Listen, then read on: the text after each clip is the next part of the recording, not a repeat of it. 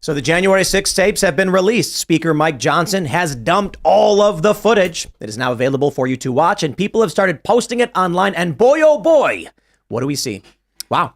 The police facilitating January 6. That's not an understatement. Cops are shown shaking hands. In fact, they're even removing flex cuffs from people who are for some reason detained. And they're seen walking through the halls with these people. And there's way more footage still to come. These are just the first few clips that have gone up.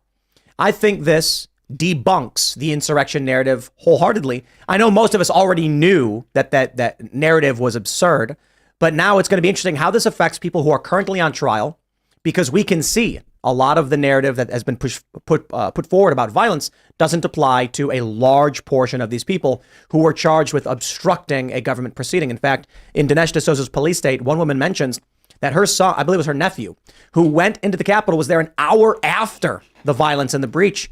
And you walk up to the Capitol, there's no barriers, there's no signs, the doors are open, cops are waving to people, shaking their hands, taking selfies. How could they charge this person with a crime? And they're doing it. But now the footage is out. In other news, in one of the more shocking bits of news, Michael Rappaport, comedian, hates Donald Trump, still hates Donald Trump, and says he is actually considering voting for Donald Trump. Why? Likely because of his support for Israel. And what we are seeing now, we saw this in D.C. and we saw it today. Far leftists rioting in support of Palestine in opposition to Israel. And this is freaking out a lot of the never-Trumpers and anti-Trumpers. And so Democrats are in trouble. It doesn't matter if it's Joe Biden. What matters is that if the Democrats come out and outright just say they're in support of Israel, they're going to lose 10% of their voting base, which is 1829. So we're going to talk about that. Plus, the government is coming after Elon Musk. Elon Musk says you are not allowed to call for decolonization on Twitter because it's a call for genocide. Let's jump over to castbrew.com before we get started. And you should all go and buy the best cup of coffee you'll ever have. We have our Re-Rise with Roberto Jr. Halloween special edition, where our dead mascot, Roberto Jr.'s foot, is erupting from the earth. This will, once it's gone, it's gone. We've printed 5,000 of these bags, and get them while you can. But everyone's favorite, of course, is Rise with Roberto Jr. Breakfast Blend. It's incredible. It's a light roast and Appalachian Nights. When you buy Cast Brew coffee, what are you doing? We are building physical coffee shops. The first one is underway. The professional equipment has arrived. Some of it's being checked. You know, we're working on it. We are working on franchising agreements and other systems. Nothing's there yet. I got to be very careful how I phrase this, but we are working on a very big plan. If you like the idea of physical locations where people can hang out and us moving into the physical space so that when you come into a coffee shop to have coffee, what do you see on the TV? You say Timcast, you see Six X and Hammer, you see Steven Crowder. That's the point. Go to castbrew.com, support our work. But also don't forget, go to timcast.com, click join us, and watch the documentary Infringed by Lauren Southern. It's the new doc we just put out. Show it to your friends. Go to your local bar, say, hey, let me log in and play this documentary in the background. Let people watch this. It's fun, it's exciting, it's informative, and it helps people understand gun culture and the importance of keeping and bearing arms. So smash that like button, subscribe to this channel, share the show with your friends. Joining us tonight to talk about this and a whole lot more is Clint Russell. What's up, Tim? Thank you for having me back. Well, I'm just so happy that we got rid of that terrorist sympathizing deadweight in Dave Smith. Now we can really talk about how great Israel is. I'm really pumped to be here. I am the host of Liberty Lockdown. I am also the co-host of Tower Gang, and I am the new co-host of a fantastic show called TheBestPoliticalShow.com. It's exclusive over on Rumble. You can find it. We Are Change, all one word, myself and Luke Rudkowski. It's going to be a blast, and I cannot wait to get into it. Right on. We got Phil. Oh, Phil. Oh. Hi. How you doing? I'm Phil Labonte, lead singer of All That Remains, very failed musician, anti-communist, and counter-revolutionary. And I'm here with my friend Ian. Yes, hello. Thank you. I have been on the Best Political Show with you and Luke. And it was awesome. And it was great. It stood up to its name. I enjoyed it quite a bit. Second best, but it's okay. It's thebestpoliticalshow.com. I imagine that website's taken too. Yeah, we got it. While you're there, pick up takethechillpill.com and get some supplements. I know that We Are Change are producing those. Takethechillpill.com. There you go, man. What's happening, Serge?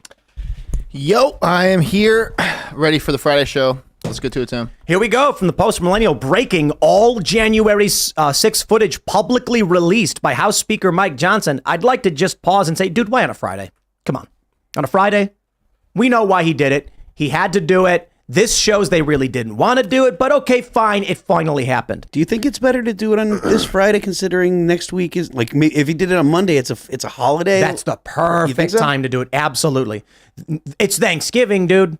Next week, we are not going to be here Thursday and Friday. We will have a Culture War episode up Friday, But this is the perfect time to drop on a Tuesday right before Thanksgiving. So when everyone is at their home with their liberal aunt, they can be like, what do you mean? All the footage just got released. Here it is. Now, to be fair, you can still do that. No one's saying you can't. But it doesn't hit the press the same way. So he could have released this earlier in the week, but fine, so be it. Now, this is the big news. Mike Johnson says, today I'm keeping my promise to the American people and making all the January 6 tapes available to all Americans. Bang. There it is. Take a look at this. We got it all, baby. It's right here at cha.house.gov/CHA subcommittee, blah, blah, blah, blah, blah. The link has been published online by tons of people on Twitter. And we've got some of these clips. Hey, here you go. Here's a video of a police officer shaking a dude's hand as they're walking through. The cops clearly don't care anybody is here. They're not asking anybody to leave. Now, I understand that in some circumstances, people were fighting with police. Yep, those violent people should be arrested and charged. I understand. In some circumstances, the cops are on camera saying, guys, you need to leave. Totally get it. However, the point is, a large majority of what happened well after the violence on the other side of the building, and the police not only allow it to happen, but were actually, look, they were allowed to leave. They walk right in and right out. There was no effort at all by any of the officers to stop this. And I'll tell you this right now, as someone with experience. In fact, I think in this video, you've got a guy where there's a video where someone gets his cuffs removed. I don't know if I have that one pulled up actually, but actually, yeah, was it this one? Let me see if it's this video right here. No, maybe not. Just a cop shaking some guy's hand. Yeah, it was a shorter one. Let me tell you about protests in New York City, in Washington, D.C. How about this? In Washington, D.C. on January 20th, 2017, around 215 far leftists were all caught by the police and arrested as a single group. What did the police do? Stood in a circle around them. That's it. They stood in a circle around and said, you're not free to go. And what did everyone do? Stood there. You mean to tell me the insurrectionists are in the building and the cops are like, here you are, sir. The exit is right this way. Shakes his hand, takes a selfie, and now they're going to criminally charge these people?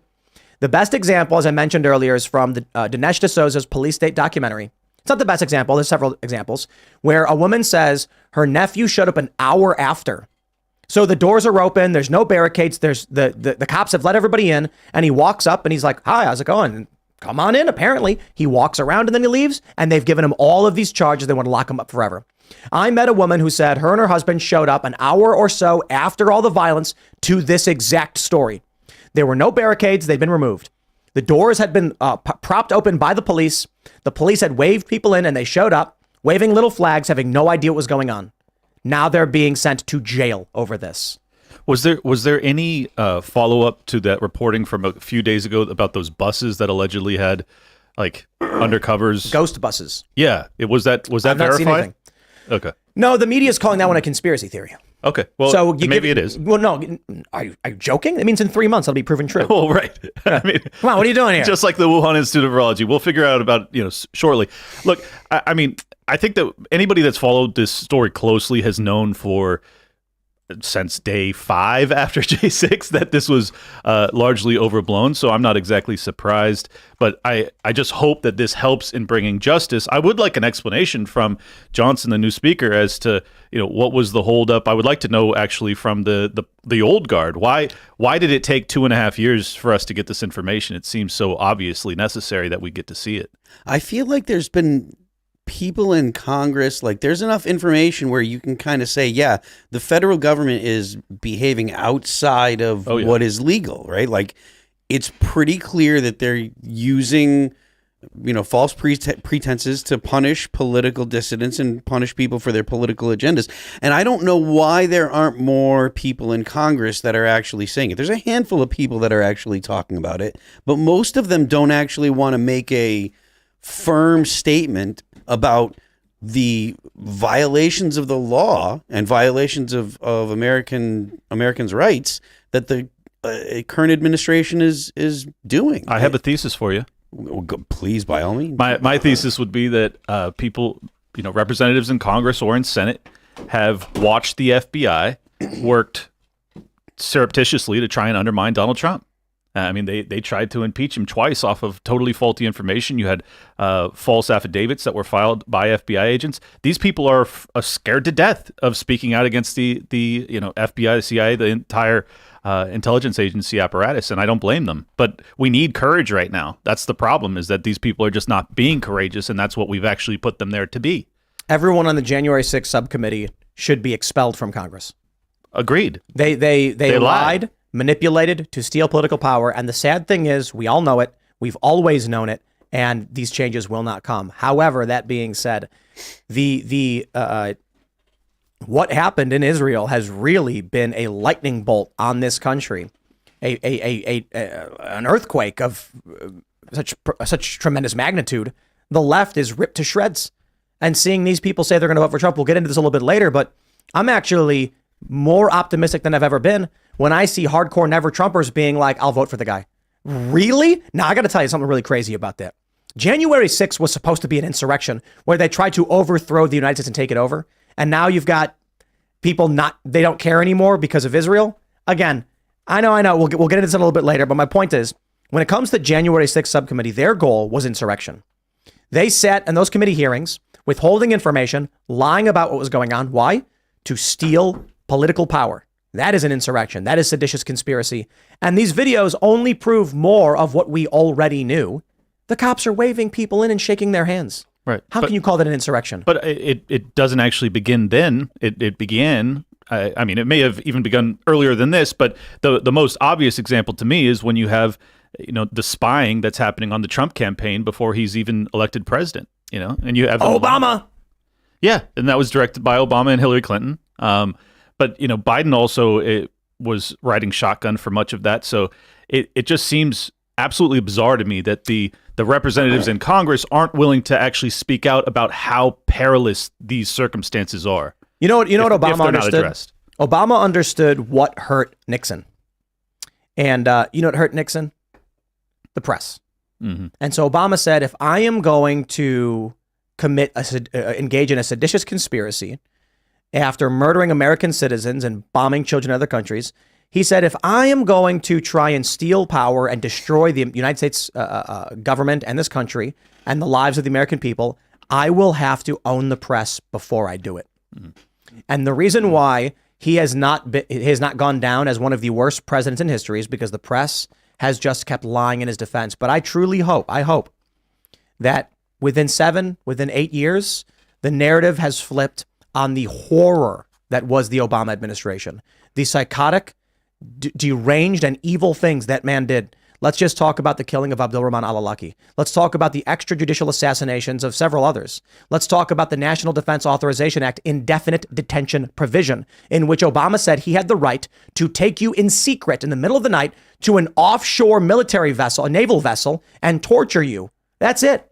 That's a decree he made. He prosecuted more whistleblowers and journalists on the Espionage Act than any other president, and he spied on Donald Trump, working with Hillary Clinton.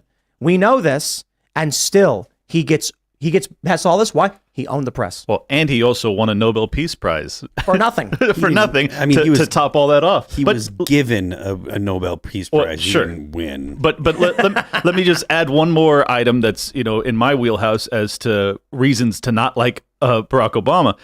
He was responsible for the executive order that implemented diversity, equity, inclusion in every federal department across our government. That was his action.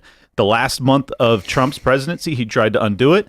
And then the very first day of Biden's presidency, they redid it. That's how important this is to them, that they are able to essentially divide and conquer, which is exactly what DEI is, even though it's about diversity, right? But really what it is about oppression Olympics, and it's dividing and making us all, become at each other's throats. It's terrible.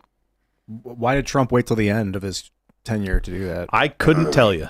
Because it was executive order. Yeah, he could have done it at any point. I think Tim's right. He doesn't know what he's doing, unfortunately, which is why I like Vivek so much, because I know for a fact he understands exactly what I'm talking about. Man, it is.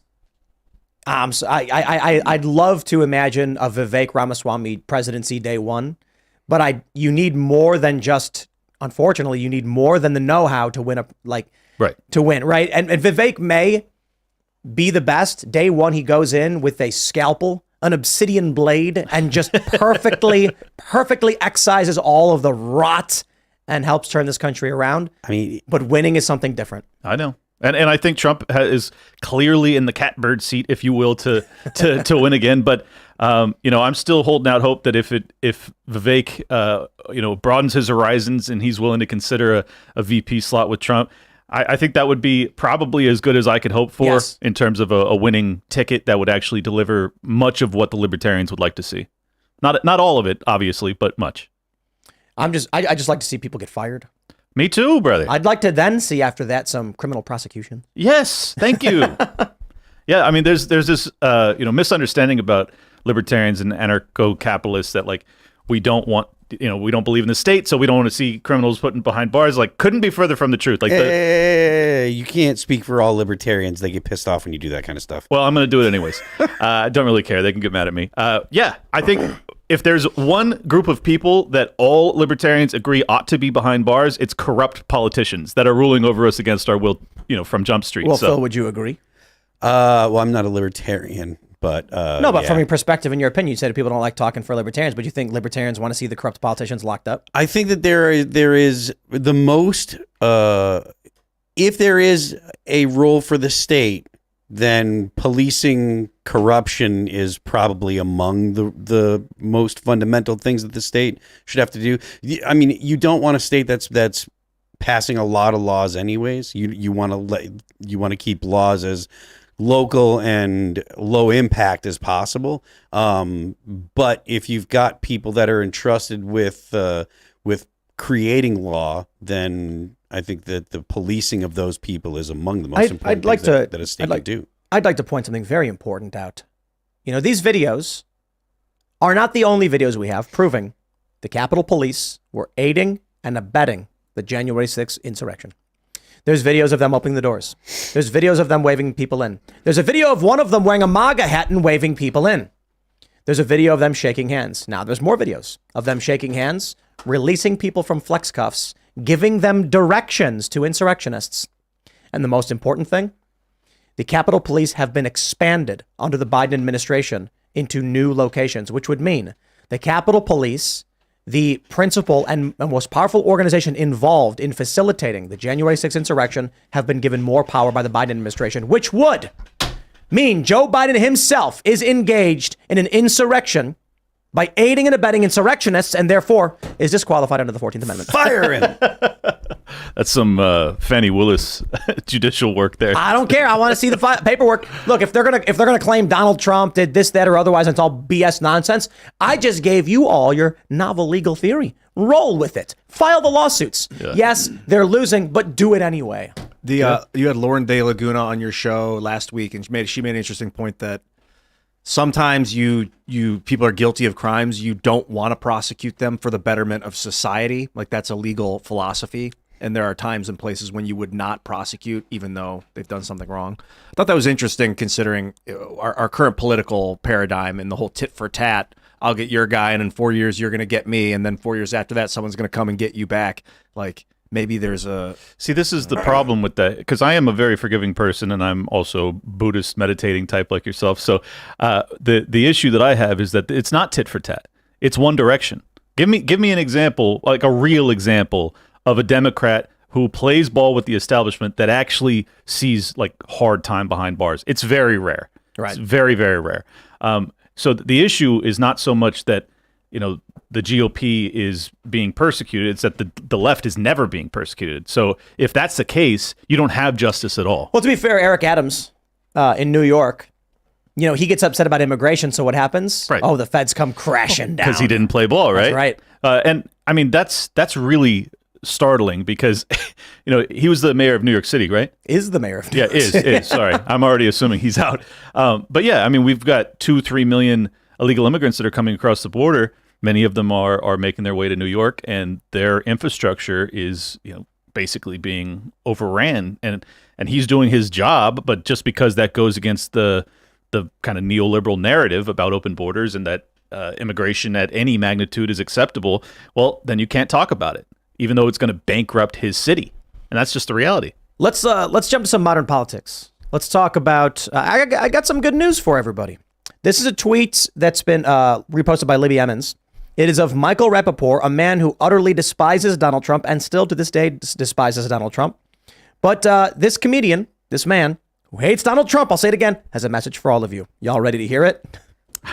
If it comes down to pig dick Donald Trump and smoking Joe Biden, I'm sorry. I am sorry. Voting for pig dick Donald Trump is on the table. Oh, I'm sorry. I'm fucking sorry. I'll still call him slob dick Donald Trump, pig dick Donald Trump, and all that. But we need to get this whole fucking situation under control. And you know what that situation is he's talking about? He's talking about far leftists that are storming, trying to storm the DNC. Yeah. They're storming into, I think, a university a few hours ago. He's talking about the far left protesters in New York City cheering on Hamas. And I just think it's absolutely hilarious that this guy who hates Donald Trump, and I'm not going to speak to him as to what he said about January 6th, but the fact that so many people are moving in this direction, despite screaming that Donald Trump is a fascist, Hitlerian psychopath who tried to overthrow the U.S. government, they genuinely claimed that Donald Trump was a threat to this country.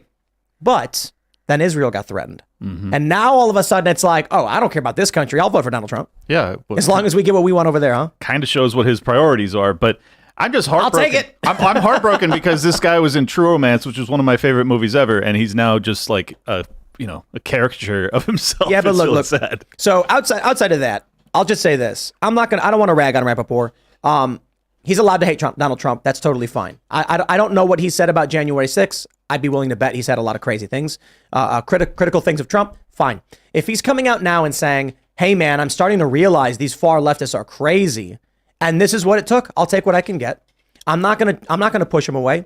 Anybody who comes to me and says, I didn't realize the far left wanted to kill, let's just be very careful, supported Hamas, that to a great proportion supported Hamas. And we're posting images of paragliders coming into Israel. Very delicate here. They didn't know that. So be it. I will say, shake my hand, buddy. We're going to vote for Donald Trump together. Right.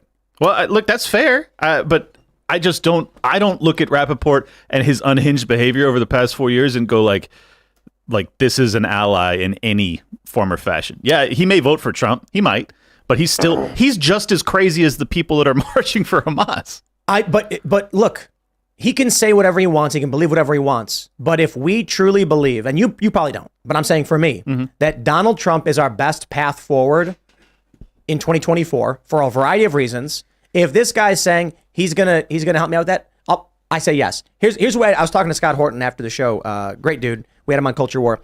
And I said, look, man, if I see Donald Trump and he's having a snowball fight with Hillary Clinton, and he's just whipping them at her, and she's getting hit, and she's about to be knocked off her balance into a nice snow pile. It's all good fun, everybody. It's all good fun. Yes. And then he runs out of snowballs, and he looks at me, and he goes, Tim, I need one more snowball. I'm going to throw him a snowball. If Michael Rappaport is the guy who's got it, I'll be like, let's go. And if he throws a snowball to Trump, and then Trump whips one last snowball, hitting Hillary, and she falls backwards into the snow, you get my point. I'm very nice, okay? We're having a very fun, family-friendly game of a snowball fight. And Hillary falls down, and then she giggles and laughs, and everyone's happy, but Trump wins. Yeah. That's my point. Look, I've said before, I'm not a Trump supporter, but I don't disagree with you that he's probably the best bet at getting me any closer to what I want to see. But I just don't have any confidence in him because of what happened during 2020, and that's the reason I don't support him. But yeah, I think that obviously if it's Gavin Newsom, like I would be out of my mind not to prefer Trump over Newsom. Like, you gonna vote for him? Probably not. Probably not. Well, I'll put it like this. I'd vote for him. I'll put it like this. Hold on. I'll put it like this. If I'm in a swing state, which currently I am, I'm in Florida. Wait, are you joking? Isn't it a swing state? No. Well, I mean, it went very hard for DeSantis, but it's been a swing state historically. So not even for I think for Trump it was even better. Okay, well then I don't. And I think if my vote doesn't matter, I think then you know who out. I'm voting for. But if there's some theoretical possibility that my vote will actually swing things, then yeah, maybe I'd consider Trump. But look, I'm not. Look, you're putting me in a corner, Tim. Don't make me endorse this guy. No, I don't have to do this. You don't have to endorse Trump. You can even outright say he's awful. But man, like I said, if Donald Trump is the one who's engaging in that snowball fight against the establishment machine and the war machine, I'm like, look, no new wars. That dude tried so hard to get us out of Syria. I'm just like, I was saying this to Dave Smith, not yesterday, but the last time I was here, I was like, come on, man. I know the drone strikes are bad. I know the bombing in Afghanistan was bad, but he set a timeline. There were no new wars. He tried getting our troops out of Syria.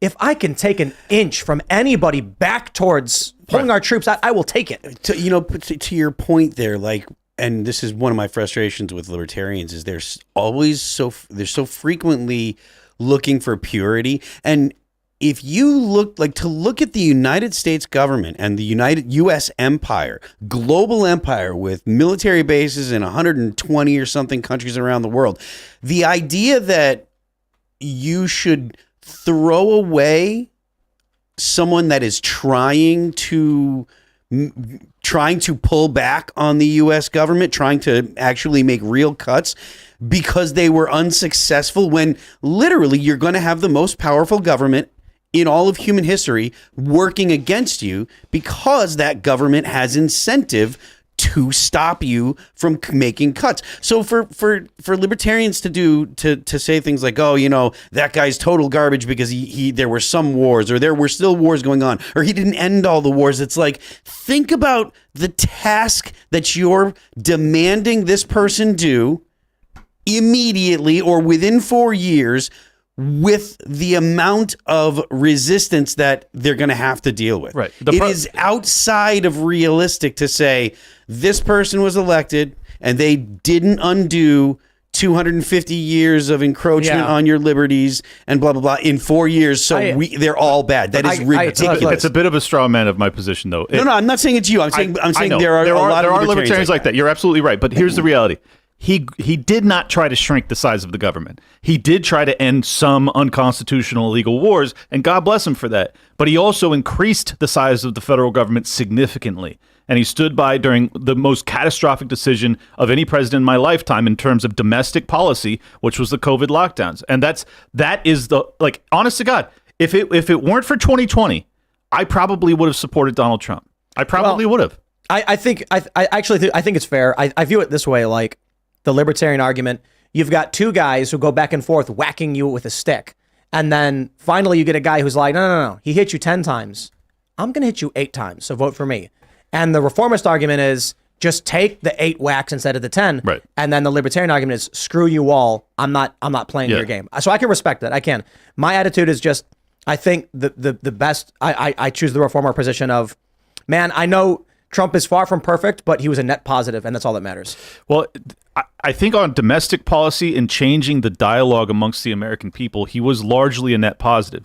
The issue is that for whatever reason, being a businessman myself, I don't understand why he doesn't understand Fed policy more, why he doesn't understand that his browbeating of, I don't know if it was Powell at the time, I think it was, but trying to drive down interest rates even lower, wanting to pass trillions of dollars in stimulus spending during the COVID era without votes, without roll call votes, trying to evict Massey, who's the greatest congressman of the past decade, out of power because he wanted to have a roll call vote to have people on record for a $3 trillion spending bill, which is something that historically we would have never even considered as being feasible. There's just a lot of behaviors from him that goes counter to this narrative that he is actually a small government guy. No, he's a Democrat. But that's not even my point, because I don't disagree with you. The only thing I would disagree with on is Massey. I would say Matt Gaetz, especially considering the fight with McCarthy. Sure. But, Massey is pretty great. I'm a big fan. Although, he very much supported McCarthy. We know that McCarthy behind the scenes was sabotaging people. And I agree. And that's bizarre. It's insane and brutal. But it really comes down to, for me, typically the most important thing is foreign policy. And my attitude has long been, this is just how I grow up, that the United States bickers amongst its own people about the things we deserve and the things we've done wrong, while everyone ignores the bombing, the humanitarian crises, the arming, the massacres. And this is why, it's kind of crazy to think it was Obama before Donald Trump. So we get Donald Trump and I'm like, what's going on? Things are actually kind of okay. Like, what do we have with Barack Obama? Extrajudicial assassinations. Yep. How many weddings did he blow up? The expansion of Middle Eastern conflict, Syria. Look at Libya. These outright disasters. Blew up hospitals too. Blew up hospitals, no question. Donald Trump did better than Barack Obama a million ways when it comes to foreign policy. Not perfect. A lot of bad things too. No, So for me, it's kind of like this. I've had friends who are like, we deserve health care. And I'm like, okay, let's talk about after we stop blowing up kids in Yemen and Pakistan. Agreed. And so when Donald Trump comes in and he's like, no new wars, timeline for getting our troops out, get our troops out of Syria, and we watch the deep state lie to the American people and Trump to keep troops in Syria. I'll tell you, Trump should not have fired 59 Tomahawk missiles at Syria. That's the one time the press started praising him. Right. Or the Moab. Yeah. So I look at anything else, and my view really is, and y'all can disagree with me, by all means, spam in the chat ones. My attitude is, my priorities over my view of, say, like COVID lockdown stuff and Donald Trump's role in it is a much lower priority to the United States spending American taxpayer dollars, or what I should say is extracting our buying power in order to wage war in foreign countries. So when someone says, yeah, but Trump did this COVID thing, I'm like, you know what? I got to be honest. I'd be willing to accept penance in terms of some detriment to my quality of life if it means the U.S. stopped doing all of that. To be fair, the reality is the inverse. If the U.S. stops doing all that, in fact, there's quite a good argument our lives would improve. I agree. So I'll take Trump. That's a really important point, because there's this kind of myth that I think that the American people have been sold, that in some way we have benefited. The average American has somehow benefited from the empire. It couldn't be further from the truth. Our purchasing power is declining very rapidly. All of the people that have actually benefited from it have been the worst corporations, if not in modern era, than maybe in all of human history. Some of the worst actors out there, the Boeings and all these other companies that are actually literally just profiting by the billions based off of death and destruction of innocent people. It's horrific. But there's this belief that, like, we have to police the world to kind of make it safe for the global economy. People don't consider the fact that all of these other nations have the same imperative. They have the same desire to have safe shipping lanes. There is no actual requirement that the American government be the policeman of the world. We ought to handle regional security. Russia and China ought to be handling their portions of the Pacific to keep it safe, and we ought to be handling ours. But that's not how it's been. It's been the American empire is expected to go and police everything, and it is absolutely bankrupting us. I just want to point something out too, based on what I just said. I mean, I don't know if it's coincidental at all that 2019 we see the best numbers of our lives economically. I'm not talking about government spending and stuff. We can absolutely criticize all that, but unemployment is way down. Mm-hmm. Wage growth is improving.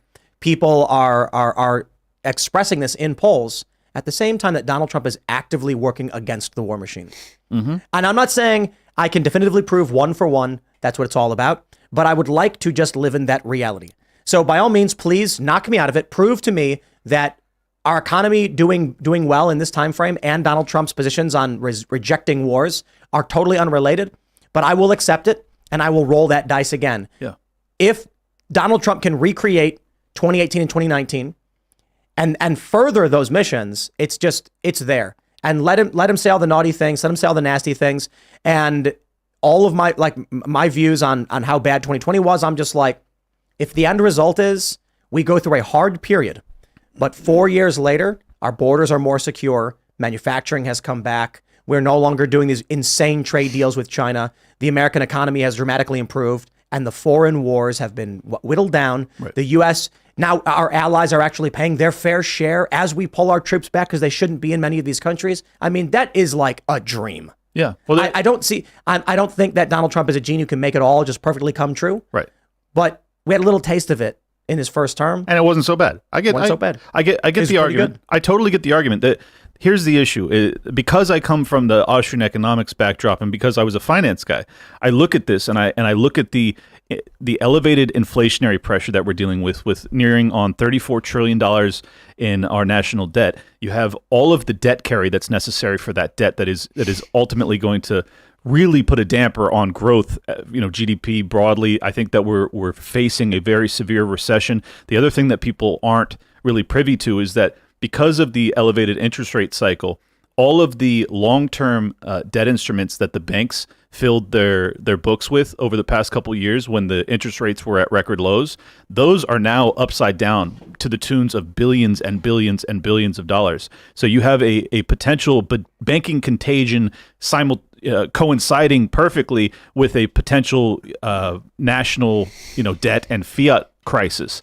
And then you also have the potential for a global recession. So the reason I bring all this up is to say, if you don't have someone who's in power soon, very, very soon, that is actually equipped to handle this, we're in a lot of trouble.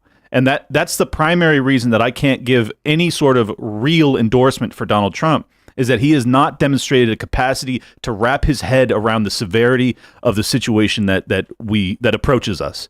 And I feel like Vivek gets that. And that's the primary reason that if I had my druthers, Vivek over Trump all day. Trump Ramaswamy 2024, would you vote for it? Probably. Yeah, I definitely. I mean, there's Probably. no question. Yeah. I'd vote for Trump ham sandwich 2024. Just because, obviously I would still rather a libertarian get in there. That's setting that aside. Because I understand how severe the financial situation is, and because everyone I know and love lives here, and I know that their retirement is on the line and their way of life is on the line, their safety and security is ultimately on the line with all of these potential fronts for World War III.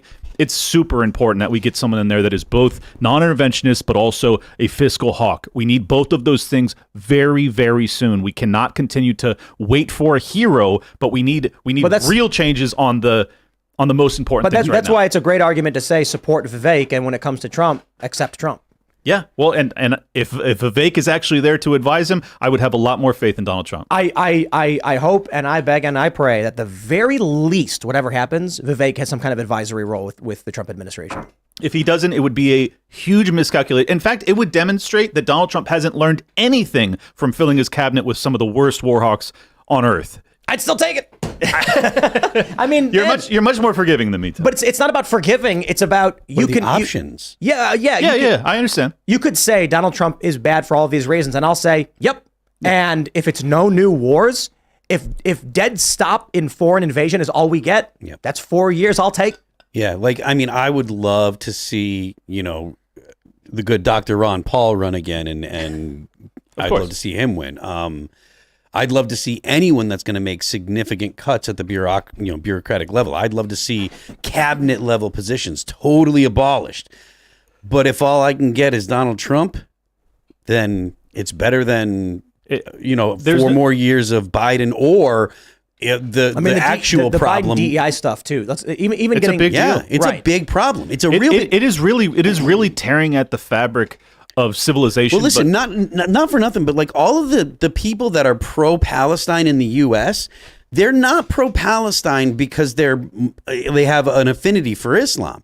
They're pro-Palestine because they understand it as a colonizer versus colonized dynamic. It comes from the critical theory framework. And decolonization just means kill the people that have the power now. That's all it means. Straight up. Frantz Fanon didn't mince words in The Wretched of the Earth. And he clearly said, ideally, the colonized will become the colonizer. He will take his property, he will sleep in his bed, and under best circumstances, he'll sleep with his wife. That's what decolonization means. So I don't entertain any of the left framing or any of the framing from the left that isn't directly in Gaza. I get why the people in Gaza are pissed off. When you're dealing with Westerners that are taking the side of Gaza or taking a side against Israel, it's all because of leftist decolonization garbage, and that stuff will come here if we allow those arguments to be made. It is here. But let me pull up this tweet from Elon Musk. The violence. We got this tweet here from Elon himself. He said, as I said earlier this week, decolonization and from the river to the sea and similar euphemisms necessarily imply genocide. Clear calls for extreme violence are against our terms of service and will result in suspension. This is also in response to Swipe Right. He's responding to himself. Yes, decolonization necessarily implies a Jewish genocide. Thus, it is unacceptable to any reasonable person. And this is what Colin Wright had said, to which Elon Musk responded. Decolonization is the woke version of jihad, and it should be viewed and treated that way. Absolutely. Wright responded to Elon by saying exactly when Hamas slaughtered Israeli civilians in the name of jihad on October 7th, the woke said, this is what decolonization looks like. When they tell us decolonization looks like jihad, we should believe them. Yes. Now, here's the question. Do we agree with a social media platform banning people calling for decolonization or, for that matter, even jihad? I think that it should be looked at just like any other time when someone calls for violence. So if you have a platform that says we don't allow calls for violence, then talking about decolonization and stuff, then that's considered violence in my opinion. If you allow anything, then fine. You know, if X allows other calls for violence and then they specifically say we don't like crimes. This. Yeah, that's what I feel like too. They're crime. Calling people to commit violence is a crime. Now the question is, decolonization sits at that nexus point between academic rhetoric and instructing people to go and commit acts of violence. Yeah, it's not illegal. So what they try doing is they say, we're not calling for violence, we're saying decolonize. But we know what decolonize means. Even if they called for violence, if it's not an imminent threat with a day and a time, it's not illegal. The question is, knowing that this is not illegal, should it be banned? But there's been selective enforcement of calls for violence and things that are and are not violence. The left does tend to swear up and down that things are not calls for violence that clearly are calls for violence. They say that the protests and the riots, they say that those aren't violence. Yep. There is an ambiguity that the left continues to rely on when they're talking about things that they would call direct action or riots are the cries of the unheard. Yeah, it's exactly. It's an ambiguity. I agree. That's a fair point. I think it is a fair point, but it's still that's not what Phil's referring to. It still obfuscates the violent nature of it. What Phil is referring to is how the left will say, we're going to engage in a direct action. Everyone wear all black and masks and gloves and show up at this time at this location. And what does direct action mean? Direct action literally means breaking the law or committing acts of violence. Right. I'm not going to be cute and I'm not going to defend the left. I have been at way too many leftist protests. When they talk about peacefully protesting, that's not what direct action is. Yeah. Direct action is a phrase they come up with when they're referring to either blocking streets, blocking doors, fighting with cops, or throwing things. Is that worse? Is that just Antifa that does the direct action stuff, the black bloc? So in the early at Occupy, I don't want to say early days because this goes way back. Sure. But I do want to give a shout out to our good friends who participated in the battle in Seattle, which was a protest against the WTO, by the way, by the left for some reason. Now they're on the other side of this. But in New York, we didn't call them Antifa. We just called them the Black Bloc. And we didn't call them anarchists either. Sometimes the word anarchist gets thrown around because it's used to convey the idea that everyone understands. Like if someone says the anarchists, we know they're referring to the people wearing all black. However, considering that half the people... I don't claim them. But considering half the people we were friends with were literal anarchists who rejected that false philosophy of authoritarianism, we knew that wasn't correct. So we just called them the Black Bloc leftists or Black Bloc extremists or the Black Bloc. Now everyone refers to it as Antifa because the game they played back then was there is no Black Bloc. Mm-hmm. Black Bloc is a tactic, not a thing. Right. Black Bloc is when people wear hoodies. And it's like, then why do the same people all the time have logos and wear the same clothes? Now it's the same thing with Antifa. Antifa is just an idea. It's not a group. There's cells. There's chapters. They engage in violence. This is exactly why this is indicative of the actual vulnerability that liberalism has. Liberalism takes the opposing view or the argument from someone else, takes it at face value and treats every argument as if it is a honest argument. And if you're dealing with progressives or socialists, people that essentially disregard or reject the Enlightenment values, they don't see a reason to be honest because power is the goal, not honesty. So if they're looking to win and they want to go ahead and cover up violent actions or direct your attention elsewhere, they have no problem lying. See, here's my interest at this junction, being that I'm not really on the left or the right, is that I just want to see this de-escalate, and I don't want to ever endorse censorship protocols, particularly if they are kind of vague platitudes, like from the river to the sea or decolonization. Like that is just clearly not explicit enough of a threat for it to be illegal. It's certainly not illegal. Read Franz Fanon's Wretched of the World, and it's clear. But Phil, it's not illegal. But legality is not. But it's not illegal. But legality is not the standard. That's something I brought up. But he has brought that up. He said it's legal or lawful, but not awful. Remember when he was talking about that, or maybe it was his CEO that was saying it. Elon Musk's point was that you're not allowed to call for extreme violence on their platform. He did not say it has to be illegal. I said that. I know, but in the past, either he said Yacarino, lawful but awful. Yes, exactly. Where he said if it's lawful. Well, I don't think in any court in the country you could actually get a conviction Elon ever for said someone all saying lawful speech would be permitted on the platform. Well, I took the lawful, awful but lawful as being like that was where the gray area. And so that was a direct reference to what they would censor. Things that were lawful but awful would be censored. Oh, it was that direction. Okay, well then I misunderstood. So what their point was, if it is lawful but awful, we will restrict it and hide it or worse. Mm-hmm. See, who gets to define what awful exactly? This is the problem. Central authority. I have no idea. Like once you've gone down this path, we've already done this before. That's what's so frustrating. Just a couple years ago, we were doing this. Rumble. We've been going through with Rumble. Everyone's up in arms about Rumble right now, dude. It's the same shit. Rumble's gonna get hit with this. Chris is gonna make some stupid call that bans some dumb thing. And Chris, I'm not. I will put you on the spot because you haven't called me back lately. But it's serious, man. You got to decentralize that platform. Holding this stuff in one central area is a massive vulnerability, and people can go crazy. It's not. The FBI can take your shit. Look, Elon's whole claim for why he purchased Twitter or X was that he understands, allegedly, how important open dialogue and conversation are. The entire when it was the left when it was hold on when it was the left that was in control that was absolutely banning anybody that was even like 1 degree to the right. All my libertarian friends got banned too, so I took this personally. The issue is that we understand that we're prepared in the battle in the arena of ideas. We fear no man. So I want to have these conversations. I don't want to see these people banned. That just radicalizes them further. But you're talking about, so it's one thing to say that you're going to look, that you want your platform to be an open exchange of ideas. Then the point is, we're not going to censor perspectives. We're not going to censor ideas, right? Yeah. So that's one thing.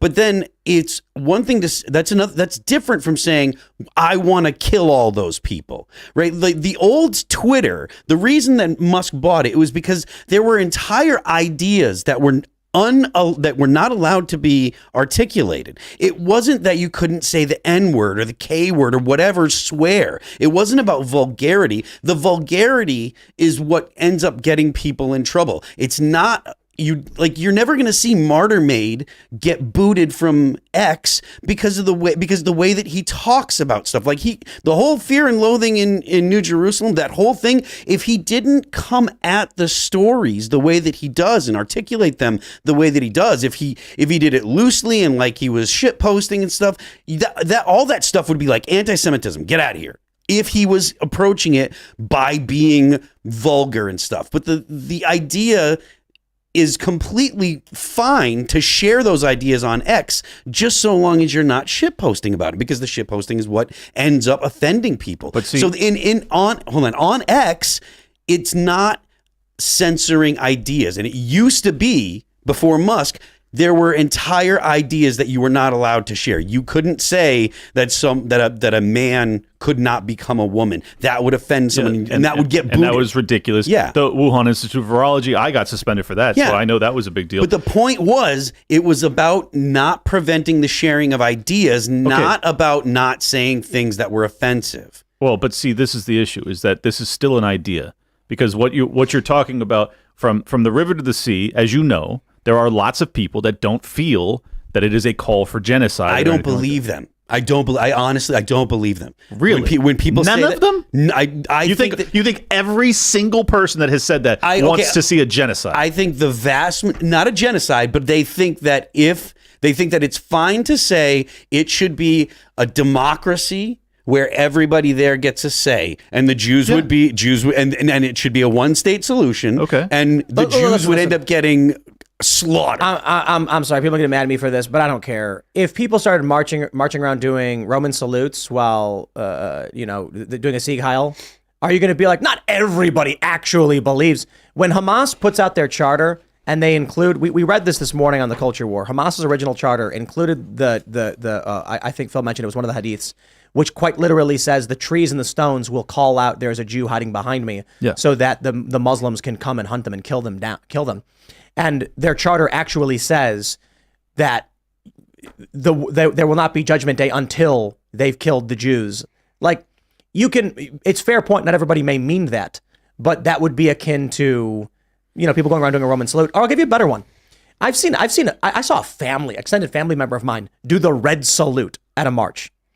And I'm just like, it's so funny how many... the fist? The fist where you show the fingers forward. Yeah. And the reason why they do that, so there's the victory fist where you can like hold your fist in the air and shake it. But the red salute is when you hold your fingers forward. And I'm not going to make the fist on camera. And it's because it represents that each individual finger is weak, but together is strong, and you show your enemies. So when I see people doing that, I'm like, I understand they don't literally want to massacre and slaughter a bunch of people, and they don't literally want a communist takeover, chanting from the river to the sea. By all means, we can say maybe that person doesn't really know, but nonetheless, you have a large group of people expressing the idea of Hamas. Yeah. And Hamas's stated goal of wiping out Jews. I don't disagree with what would you think about if they let people say it with video and video chat, but if you type the words on the network, that gets blocked or banned? Wait, I'm sorry. So we could say from the river to the sea, we could say all the words that got Elon's blocking or banning. If we were able to say it in video chat, it would be okay because they can hear the tone. They can see that we're talking about the idea. But if we type it onto Twitter, it gets blocked or banned. I still would rather not. Because of the ambiguity of the statement in question, right? If you were expressing the idea, I think that Israel should actually be Palestine, and there shouldn't be any Jews there. Like if you express that idea, but many of them don't believe that. They do believe that there shouldn't be an Israel. They believe it should be Palestine, but they also believe that the Israelis should just be folded into Palestine. Yeah, I don't think you get that. I don't think that's an option. That's okay. I think many of them do believe that when they say it, and they're to as fair as I can must be wrong, because every time I ask the question, what would happen if the barriers around Gaza were removed and all Palestinians were allowed free reign in Israel, what would happen? Will Chamberlain says outright this morning, the most devastating pogrom we've ever seen. And the first thing Scott brings up is something of the right of return. And then I got to be honest, I don't see how a person could argue the land belongs to them. It was stolen from them. And then someone would say, but if we allow them all free movement within this territory, there would not be conflict of some sort. Well, I agree there would be conflict. Well, Scott actually responded to Will in saying the Israelis are not disarmed, as if to imply it wouldn't necessarily be a pogrom. It would be people getting shot and mass violence of some sort. I don't want to speak for Scott. I like the guy. Yeah. But my point is, I think there would be violence. I hate bringing this. I don't even care about making the issue specifically about Israel. My point is, the left lies about everything all the time. Sure. And the weakness we face is that the classically liberal American ideals, and I don't mean modern liberal, but like as Phil mentioned, we take their arguments in good faith and try our best to live and work together. We are just, they just run us over the coals every single time. Not every time. That's not fair to say they lie about everything every time is insane. That's not true. And also the left now you're making semantics because obviously you said it's hyperbole. You're a journalist. What? You just said the left lies about everything all the time, and then you made it like that's a fact. Now let's move forward in a conversation based on this. The needless, what you're saying is completely needless. It conveys no idea to anybody. Everybody knows I'm not literally saying when they say the sky is blue, I'm like, they lied. I'm talking about matters of substantial consequence. 90% of the time, they're lying. That's also just a number you pulled out of your ass. I'm not saying that people never lie, but just please be specific about it. Do whatever you want, but it's hard. Bro, if you can't have a real conversation, I don't know what you're doing here. If the point is that in every major news story, Gaza hospital, fake, Gaza refugee camp, fake, they lied about two of the biggest stories. You're talking about the news organizations. I'm talking about the activists. The activists who are on the street and Hamas activists. I talk about when they've lied about two of the biggest stories pertaining to what happened. Tim, they're lying. So when they come out and they say, "Oh, did you know Israel did something?" I'm like, "Oh, please." Am I going to fall for this again? Tim, I don't know. Are you believing everything that the Israeli government's telling us is happening too? Yeah, it's like you can't pin it on the left. This is what I wanted to ask Tim about, because he's made this point a few times over the past couple of weeks, and it's like, I agree. I'm very upset. In fact, I had to put out an apology tweet about that hospital one because I felt so bad that I was misled. But this was major news organizations that were putting this out. So The New York Times to this day has an article up saying that Brian Sicknick was killed by J6 protesters. I know. Look, I understand your anger towards them. What I don't understand is why that mislead is so offensive to you, which I agree with. But then the IDF's misleads on... When did I say it wasn't? Well, but you've brought up the left is constantly lying. It's like, but hasn't the IDF lied a lot too? I don't care about the IDF. I Oh, care about interesting. in the United States, American media, American universities, American leftists and liberals and people like Adam Schiff. And if I go down the list of every single thing Okay. they've lied about and how it is. So it's the that domestic policy side is what you care about. I don't care about Israel. I don't care about Palestine. I don't got care you. about Myanmar. I don't got care you. about Azerbaijan. I care about the humanitarian crises in these places as equally as much as all of them. They're all bad. But the issue is domestic American leftists calling for decolonization, etc. They will come to you and say, we are simply saying that people deserve some kind of reparations. And then when you turn your back, they stick a knife in it. And I mean that figuratively. But when the New York Times to this day has a story up that says Brian Sicknick was killed, I Right. believe Sicknick was his name, was killed, and that story is totally false. And the Capitol Police issued a statement saying it was natural causes, meaning non-external, meaning it was not homicide.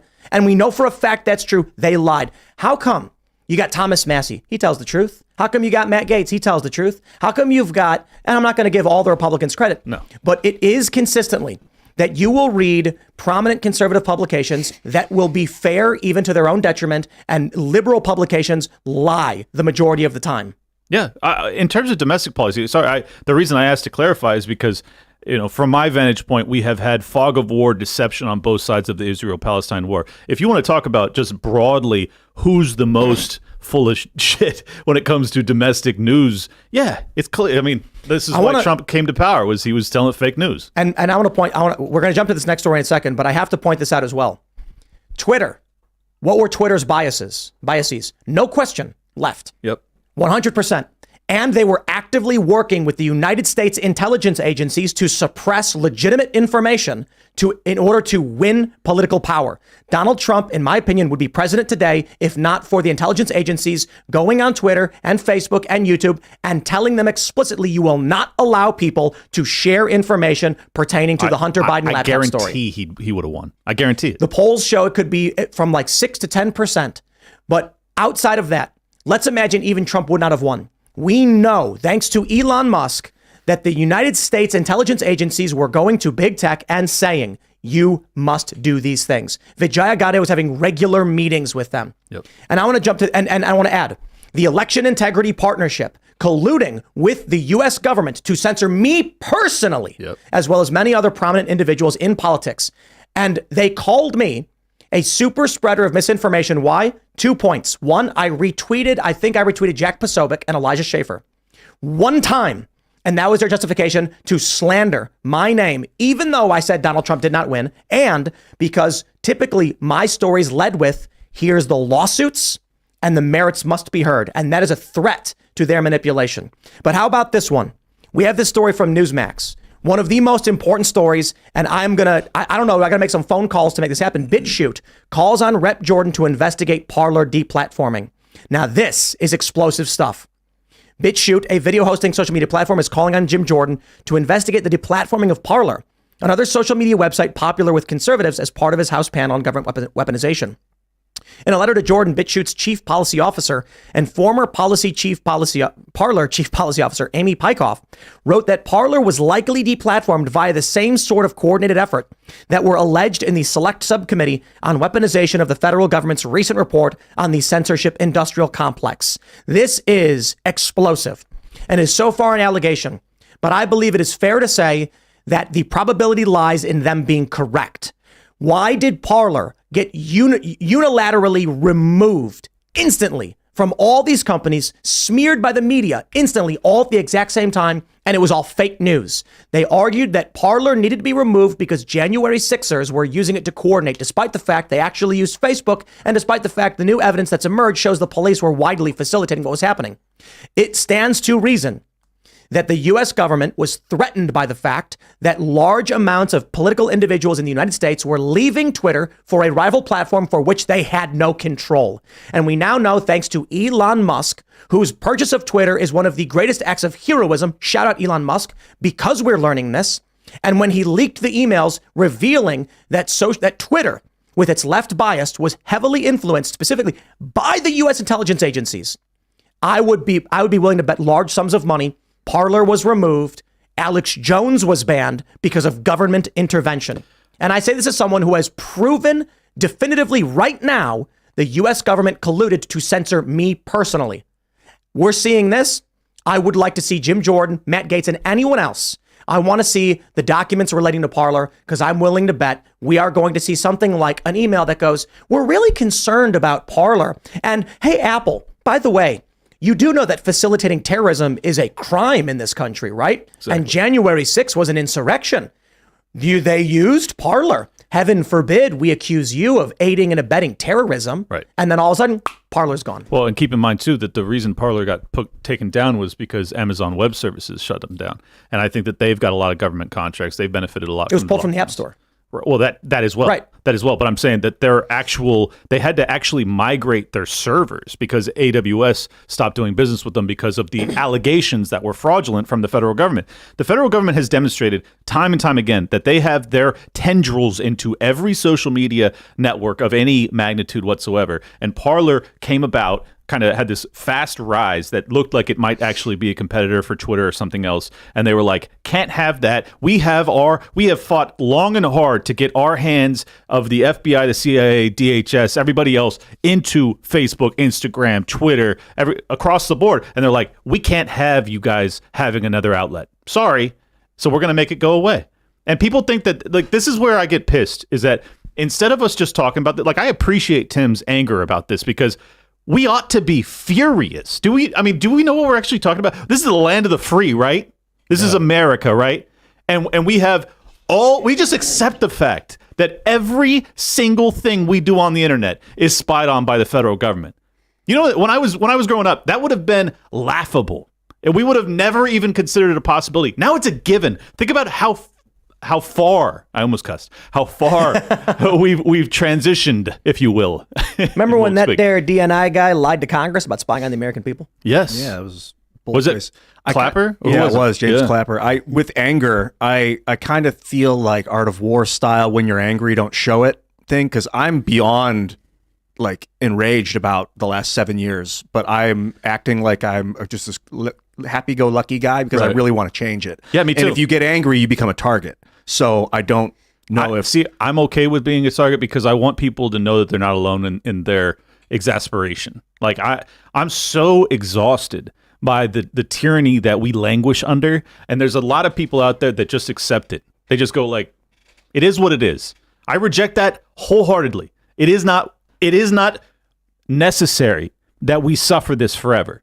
We are, I don't go much into birthright type of stuff, but if there is a birthright of every American, it is that we can speak freely, we can defend ourselves. There's a handful of like really sacrosanct type of beliefs and ideals that we uphold. And it seems like very few people take that seriously. They look at their politicians that are constantly infringing upon them and they accept it. They just go, it is what it is, Clint. It's tyranny. That's where we're at. That's not okay. We can't live like that. If you expect the America that we knew and loved to actually sustain itself, to be there 10, 20, 30 years from now, we have to actually vocalize our anger towards the system and actually demand that it change. And I appreciate your kind of Buddhist outlook on it, but I really think that there needs to be some anger demonstrated, even if it puts the sights on me. I just don't care. I don't. It may be that it's unstoppable. The corruption is unstoppable, that we need to build systems that can't be tampered with. Like Parler should have been a system that couldn't be taken down, like a decentralized web network, like a mesh network or something, where the government's like, how do we hit this whack-a-mole thing? It's unstoppable. I'm sure could they do it over, they would have done so. But the truth is they're gone.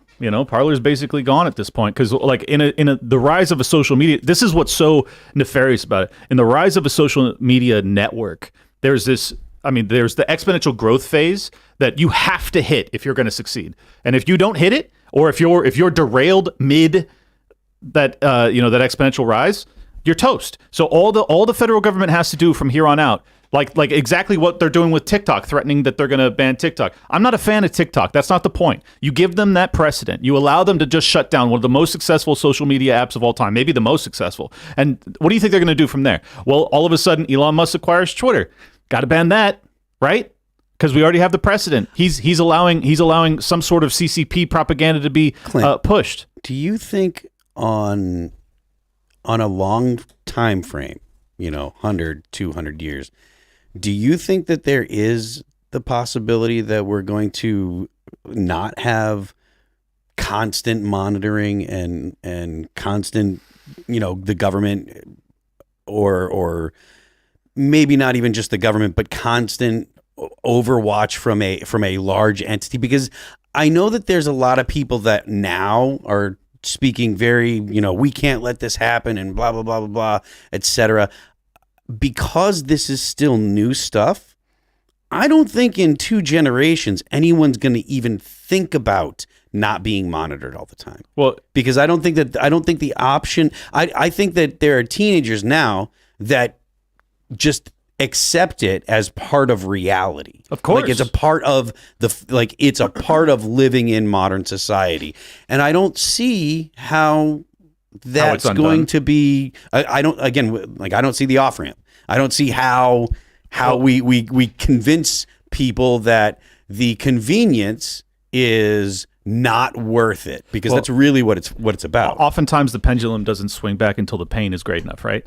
And I feel like the reason I'm so loud about this stuff is that you're right, Phil, that like the vast majority of young people, because we've got forever. Like it just, I know. Barring some kind of like extinction event, it's this problem never goes away for the rest of the time that there are human beings. Well, the surveillance capacity never goes away, but that doesn't mean that you can't have rules and regulations that apply to the government as far as what they're allowed to do and what criminal punishment they have to pay if they violate those. I don't see how we get any kind of rules or regulations. It's going to happen in some countries. It's just like, do you want it to be here? No, I don't. You don't think it'll happen anywhere on Earth? I don't think that there's going to be. I don't think that there's any society that currently has the ability to force their government to do anything anymore. Damn, that's dark. You got to build it. Wait till the AI takes over. I know. That's honestly. I mean, we've had this conversation, Tim. Like, once you get chips that are implanted in most people's brains, and again, these are problems that don't go away. This isn't like, oh, we'll solve it this generation, and then we don't have to worry about it in the next generation or the following generation or 3 generations down. Once this genie is let out of the bottle, it is something that for as long as there is industrialized modern society, this problem does not go away. I see like the law evolving to computer software code. So like instead of having a law on a paper somewhere, and like I hope we're all abiding by that thing, it's actually part of the structure of our ability to communicate. The laws are written into the way things work. So there's no ability for a government or foreign entity to violate the law or the code of the system. You're neglecting pirates. You're neglecting to think about real meat machines that don't want. It's kind of like saying like, "Hey, send me an ice cream cone on Twitter." You can't, because it can only send certain types of things because the code is such that only certain types of things can be transmitted. So if that's your system, you can observing from the outside isn't part of that code. Considering the conversation that we've had so far tonight, talking about what was done to Parler, what makes you think that will ever be a possibility? What benefit? Why would the people that currently control the levers of power, why would they allow that? Yeah, they would. Because right now, I think that there's the people that the powers that be have enough control where I think it's already too late. I think you could still build it using like blockchain technology and have decentralized. Yeah, I think that it would take the will. I think that people don't have the will to push back against it, because that's what I'm working on. I'm trying to build that will, brother. Modern society is so convenient. Yeah. Your average kids don't know what they like. That we see TikToks and we make jokes about TikToks all the time of kids that don't have any idea how society works. Gen Z, 2021, 80% supporting same-sex marriage. 2023, 65%. Mm-hmm. I'm not making a moral statement. Right. I'm saying opinions shift dramatically and things could change. I've noticed if you spend a lot of time with autistic software developers, you'll get a lot more hope, because they all already know that it's possible. It's just, you're just constantly going to be chasing the tail. It'll be, we'll create new systems that can't be tampered with, and then... I just wanted to add something as a total aside. Because you mentioned something that made me think of this, and I checked. Crickets are already in your food. You're already eating crickets. Yeah. And so... They don't list the ingredient as cricket. It's called acheta. And so this it's not ubiquitous, but the products exist, where you might not realize that the cheesy puffs you bought will say in the ingredients, like corn flour, cheese enzymes, acheta, yada, yada, yada. And then you're like, oh, and you don't realize that they put cricket in there without telling you. Acheta is a genus of cricket. Yep.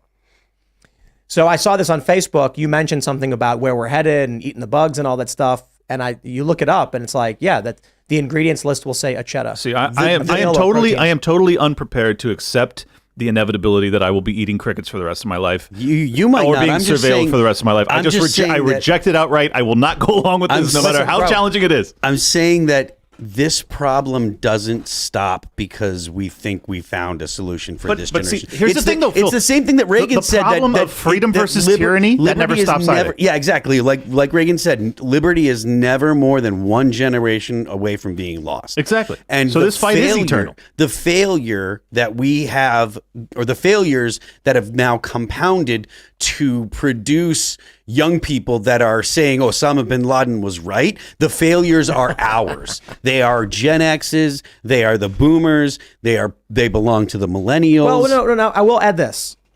It is entirely possible that it is not our fault that young people on TikTok are doing these things. If you're walking down the street and someone lobs a snowball at the back of your head and it hits you, is that your fault that happened, right? China, TikTok, influence operations, we may have just been caught off guard and not. So you can make the argument, well, you should have known it was possible. And that's fair. If you're walking down the street in a neighborhood and it's snow everywhere, you should realize there's a chance someone might throw a snowball at you. And so you should be, vigilant, I suppose, though getting hit with a snowball is not the biggest deal in the world. Should we have been prepared for Chinese-run influence operations in this country? Yes. But I think it's fair. It's possible we can say it's not any generation's fault. They just attacked us. I still haven't seen much along the same lines of these Iranian-backed militias and these Iranian-backed funded trained. Every time the U.S. or Israel is struck, it's always Iranian-backed. That's immediately what they report. I've never seen any evidence of it. Similarly, I've never seen any evidence of the China, the CCP, actually modifying their code for the U.S. version of TikTok to propagate something that's destructive. Because don't they have a separate code for? They have a different. It's a totally different company in China. Okay, well then same. Okay, but hold on. When at the start of the Israel-Palestine conflict, there were 10-1 pro-Palestine posts versus pro-Israel. Yet the pro-Palestine posts were getting no views. After almost a day into the next week, the views went tenfold, and so that's indicative of an algorithmic change. I'm not saying I know for sure. My point is, TikTok is loaded with values that are subversive to the United States, and it's a Chinese-run company. It's owned by ByteDance, yeah, which owns Buzz Video, CapCut, Byte.com, Pico, Lemon8, Tweetayo. Oh yeah, if you use CapCut to make videos, you're sending those videos directly to China. So I assume their code is not public, It's right? all proprietary. Yeah, it's all private code. Well, then I guess we won't know. But to be fair, while TikTok may open. be Chinese communist propaganda, Facebook and YouTube are American communist propaganda. Exactly. So, and this is why I struggle to get my whatever that term is. I can't really get upset about TikTok when it's I have my own government here. No, that is I disagree. propaganda. We absolutely look. The United States does bad things all the time, but we're being actually attacked by a foreign adversary to destroy our future generations. That's pretty pressing. Well, no, it is. But the difference between you and I is that I perceive the federal government's manipulation of us as also attack of our future generations and our current one. I view the federal government in America as a far greater threat than any foreign government on earth. No, I think that is way wrong. Really? Well, I'm being totally honest. You think that if you were conquered by the CCP, you'd be like, this is better than the U.S. government? No, that's not what I'm saying. Okay. There are other governments that are far worse. My point is the greater threat to me and my loved ones at present is the federal government of America. That do you I understand the distinction? I get it. Okay, because do I actually do I think that the CCP is going to come over here and actually mess up my life? Probably not. Do I think that the feds? Well, okay, fine. So in the periphery, but I'm saying the feds could actually put me behind bars tomorrow because I said something on my podcast. But this is the worrying thing. Okay, we see this every day with TikTok. We got banned from TikTok. We created a new account. I guess what you're allowed to do. I don't know. The list of things you're not allowed to talk about on TikTok, it's basically if you are an LGBTQIA2 plus communist, right, you're fine. Anything else. So we actually have a list of, because we follow the rules. Doesn't matter if you follow the rules. Mm-hmm. There's secret TikTok rules. And so we have a social media list of okay, here's the things that if no matter what you say, you mention it, they ban you. That's TikTok. TikTok's list is massive. Facebook is pretty bad, and YouTube is actually the least bad. Well, I'm sorry, X is now the best. Right. That you can say a lot on X. Is Rumble not better than X? Rumble and X are comparable. Okay. I think Rumble's probably better. Okay. Yeah. But yes, in terms, I don't even want to bring up X because it's kind of a given. But considering it was originally part of the big three, but YouTube is better than Facebook. I'll put it that way. See, this is TikTok is and Instagram are nuts. No, I agree. This is why I'm surprised that Phil was okay with banning of the River to the Sea and the decolonization, because it's like we fought so hard. We were so thrilled to see Elon take over X to kind of liberalize the speech dynamics there. But yet this is such a danger that you're okay with it? It is the greatest danger to the United States. Decolonization and the left. But the culture, word saying it, though? The cultural revolution that we're going through right now is unquestionably the greatest threat to the United States and to the society, the people that live in the United States. Absolutely. I think the more imminent threat is World War III, but I will agree with you that the Marxist revolution is a close second from my perspective. That doesn't change the fact that I don't believe censorship actually addresses a Marxist revolution. In fact, I agree. I think it could seek to embolden it. If it would radicalize them extremely. They need that. It would not narrative. radicalize them. They're already plenty radicalized. They are already. That's the exact argument they make against the alt-right. They say you can't radicalize them. They're already radical. Then they go over to Pepe Central, and then they get a lot more radical. Yeah, but when you deal, like right now on Twitch, there are people that constantly have conversations. What do we do with the police after the revolution? Right? They're like, what do you do with the cops once you've dissolved the state? You're going to need the cops. They're already talking about the precursor conversations to put them in the gulags. Like, these are the precursor conversations. What do you do with the police when you've got rid of the state? Well, you got to do something with them, because there are all these people that know how to carry out direct action stuff. Yeah. And what do you do with them? Well, what the communists historically have done is killed them. Okay, but in these and so these conversations. Who's going to enforce these censorship protocols, and who are they actually going to go after? Are they going to go after these black bloc kids, or are they going to go after you and me? So they're not going to go out. The federal government. I don't think the federal government should be doing any of that, because I haven't said the federal government should do any of it. I'm talking about if you're talking about like platforms and stuff like that. And when it comes to the actual, like, how do you stop the spread of it? It's get out of the schools. Get rid of critical pedagogy in schools. Get rid of all of that Marxist stuff. And all get the rid humanities of DEI. need to be DEI, all that stuff. Let's jump to the story. None of the stuff I'm talking about is government stuff. I'm really looking forward to reading this headline. This is from Fox News. LeVar Burton threatens to strike women because they don't like his books. Here's the real headline. LeVar Burton accused of threatening physical violence against moms group at book award ceremony. So what he had said was, are there any moms for liberty here? No? Then we won't have to use hands. Is that what he said? Yeah, and then use hands or good. Throw then hands. Then hands will not need to be thrown tonight. This is a really shocking thing to hear. The question is, how do you get to the point where LeVar Burton doesn't know and doesn't care about pornographic material being given to children? I want to give a shout out to Taylor Hansen. Put up a great video on Tenet Media. Watch him on YouTube. He goes around asking people, do you think they should ban books from schools? And they're, no, of course not. And he goes, okay, read this for me. And then they go, no. And he's like, should that be in school? No. And he's like, okay, well, those are the books they're banning. And they're like, oh. So how do you have someone like LeVar Burton? I view this as the banality of evil, right? This is, to me, the same thing as the guy doing the salute to Hitler without knowing why he's saluting or caring about what Hitler's plans were.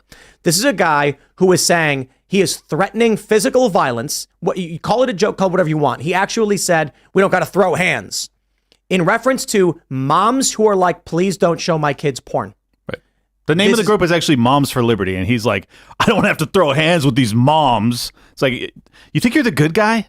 How crazy is it that we've gotten to this point where people are just like, yeah, we're going to threaten violence against women because of the ideology. And by the way, that ideology that they uphold, they're like fans of the Bill of Rights. He's threatening to strike women. Yeah, he's threatening to strike women. And we got to this point in 2014. 2015. So Sounds it's been about a right. decade. Yeah. I know that I've been taking heat for saying, no, you don't punch Nazis, forever. Yep. And the reason you don't is because it is illiberal. Because we're a liberal country, and if you are going to actually engage with ideas, you don't get to say, I don't like your ideas, so I'm going to punch you.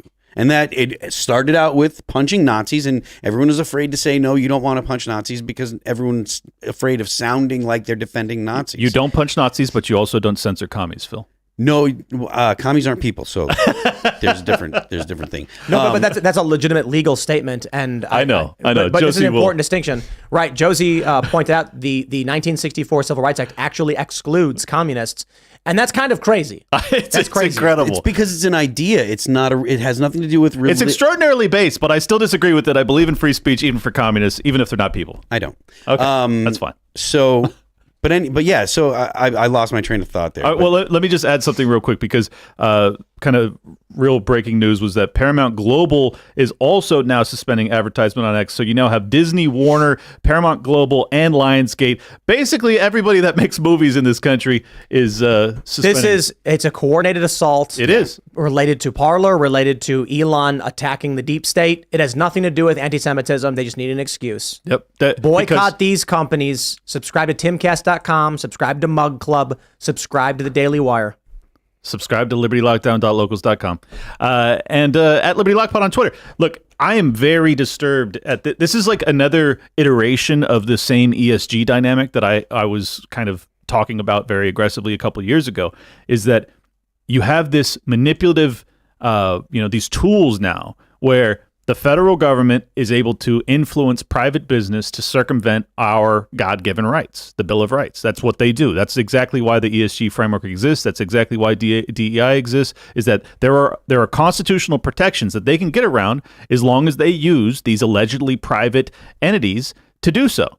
And this is why I don't support any sort of censorship on social media, especially when you realize that it's not usually a private entity that is making these decisions. There is a lot of this is happening from a very high level where they're essentially manipulating the broader public, and they're controlling the dialogue and the dynamic between us as human beings. This is the whole reason Elon allegedly bought X, was that he understood that if we didn't have conversations with one another, we would end up fighting each other in the streets. And again, we're headed back towards that because these people are trying to they're trying to force him into a course correction by absorbing his advertiser revenue. That's what they're doing. It's clear.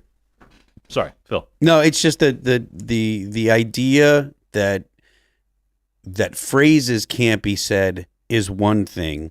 It's different when you're talking about ideas that can't be shared. So the idea behind, and I think that it's okay to say you can't say from the river to the sea, because that is a shorthand slang, essentially a slang term for an idea. Explain your idea.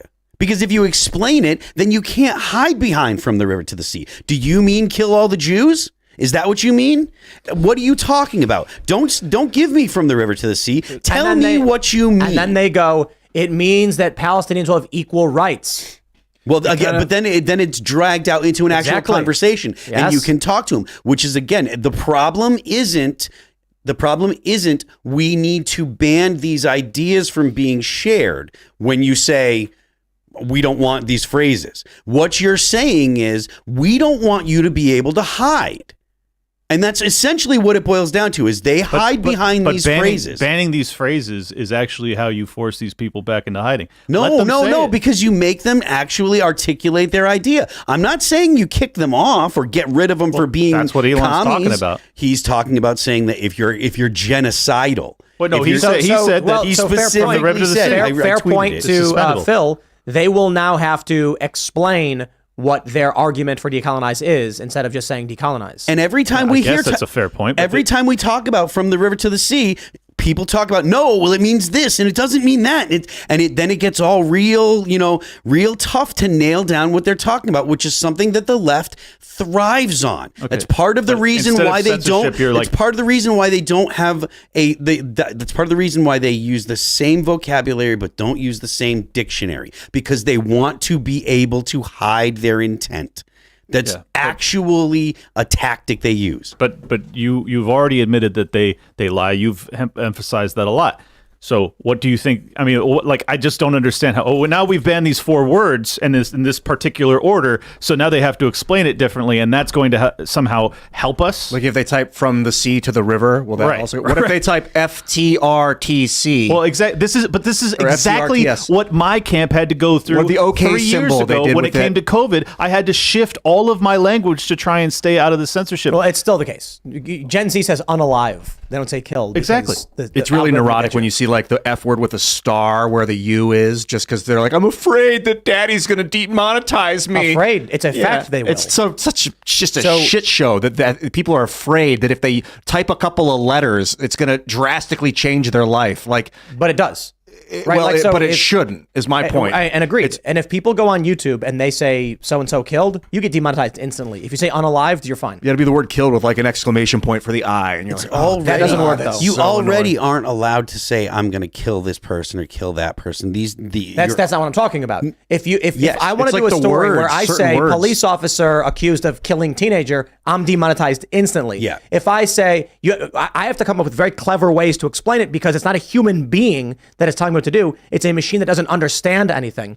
So you got to use clever things like teen's life lost after police officer fires weapon. And then it's like, people know what I said, but the algorithm doesn't. I'm basically having to do a CAPTCHA with every title I make in a video. Right. I kind of align with letting the network owners ban whatever they want. I think that we're at that point. I don't want the government to intervene and say, you can't do that with your network. Everyone. No one gets speech. If Elon wants to ban all women and everyone that typed the letter I, he can do it. It's his network. But that's also why I want these people to have to free their software code. So if you abuse your network like that, he can start one with that same code. All of the code is you can check the code on X. Not all of it. Some of it. Some of the algorithm he freed. But I don't know. According to Bill, who I talked to, CEO of Minds.com, Bill Upman, he said there's like 80% more to do. Well, I mean, yeah, I think that's part of my problem with your take on freeing the code and stuff. Most people don't know, and they're going to have to go to someone else to ask anyway. Even if it was freed, you're going to look at it and be like, what is this?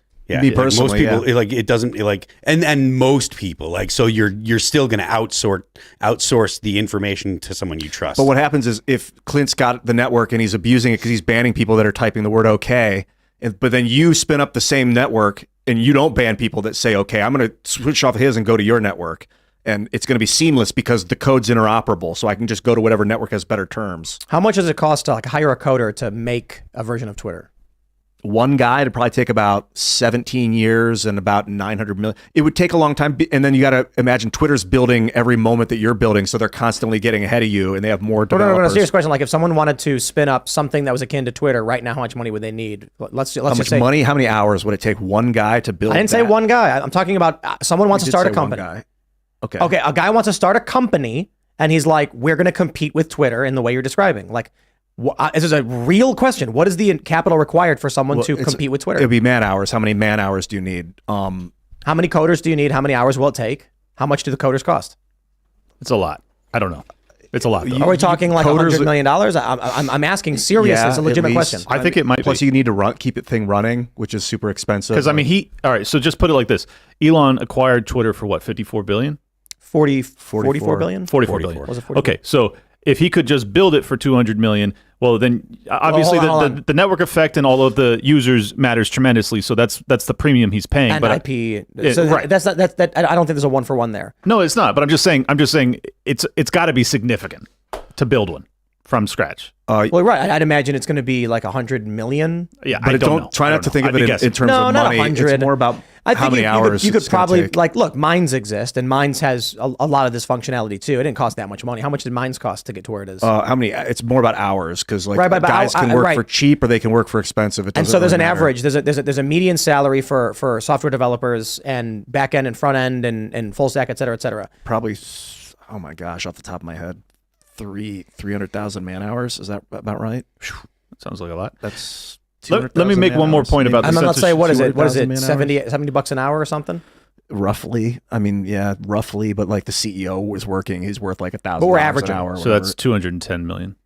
Yeah, I mean, this number's off the top of my head without really thinking too deep about it. I'm doing it off Like the top of my head. one guy does. I could be wrong. 50 hours a week. Maybe it's 21 million. And this is why the concept of freeing the code to the extent that someone could create their own version is impossible, because like every other time, this has been attempted before too. What you're describing, it results in companies abandoning the project because of a lost investment. Right. Yeah, it would just be duplicated. If the code, I mean, if they did that, that would be But this bad has for them happened. because then someone would just pick it up and keep it running. No, they abandon it. There's tons of like if Elon abandoned Twitter, someone would pick it up and keep running it. But he would abandon it. What happens is if someone's like, it's not about saying we're going to stop the company and cease to exist. It's, hey, how much does it cost for us to spin up a company? It's going to cost about $200 million. And then once we do, the government will seize all of our intellectual property and give it away for free. Okay, we don't do that. Yeah, exactly. Because it would prevent the investment from the get-go. Well, you don't free it until it is in the commons, and there would be justification for it being useful to the people. Do you mean like once it reaches a certain level of users? Yeah. Well, I wouldn't want to stifle ingenuity. Then every company would say, we're full, sorry, only 999 million allowed. Yeah, that's probably true. I'm not going to give up billions of dollars of investment and man hours to the government.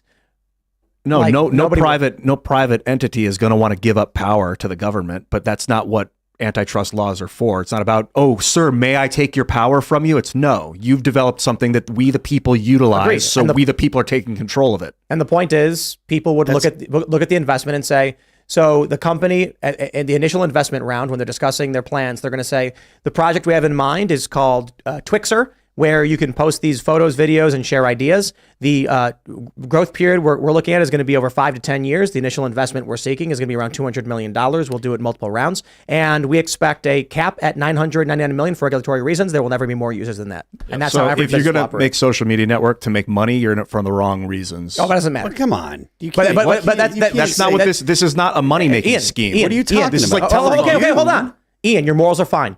Doesn't change anything I just said. About what? That you would just cap out? How would you do that? You just stop letting people in at 999? You've been in investment meetings. Yeah. Okay. Investors are going to say, here's our business plan. They're going to say, the investors are going to say, what are, okay, thank you for your plan. We see how you're going to make money. We see how many users are going to have. We see how much it's going to cost. Now, what are the pitfalls?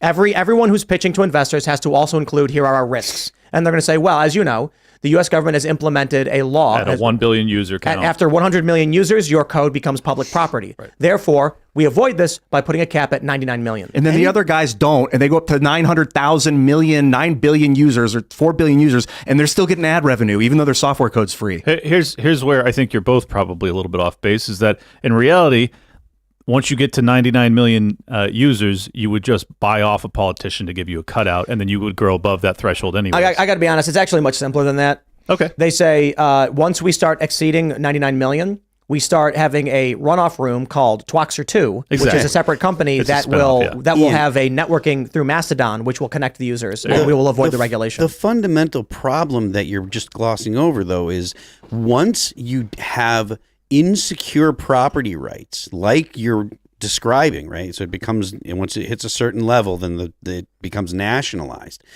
If you have insecure property rights, those kind of problems. Specify, I'm not talking about nationalizing anything, but continue. Well, okay. So if you can't invest and then take the result, the benefits of the investment, that kind of insecure return on investment, it travels through your whole economy and it screws up your whole economy. That's one of the reasons why socialist countries don't work. No one wants to invest in a socialist country if they're not going to get the return on their investment. But you don't lose the code when it becomes free. You still have your network. It still functions exactly. But it's not proprietary. It's not. But yes. There's a lot of value in not having competitors. You're basically offering as many competitors as possible. We should ask Sam Altman what he thinks about keeping his code private at OpenAI now that he's been ousted from the company. What does that have to do with anything? He has no access to the code now. All that code that was built by his company is no longer. He can't read it because it's private, and we're all. Wasn't OpenAI supposed to be an open source nonprofit? It started off as a charity, and then in 2019 they made it a private company. So good.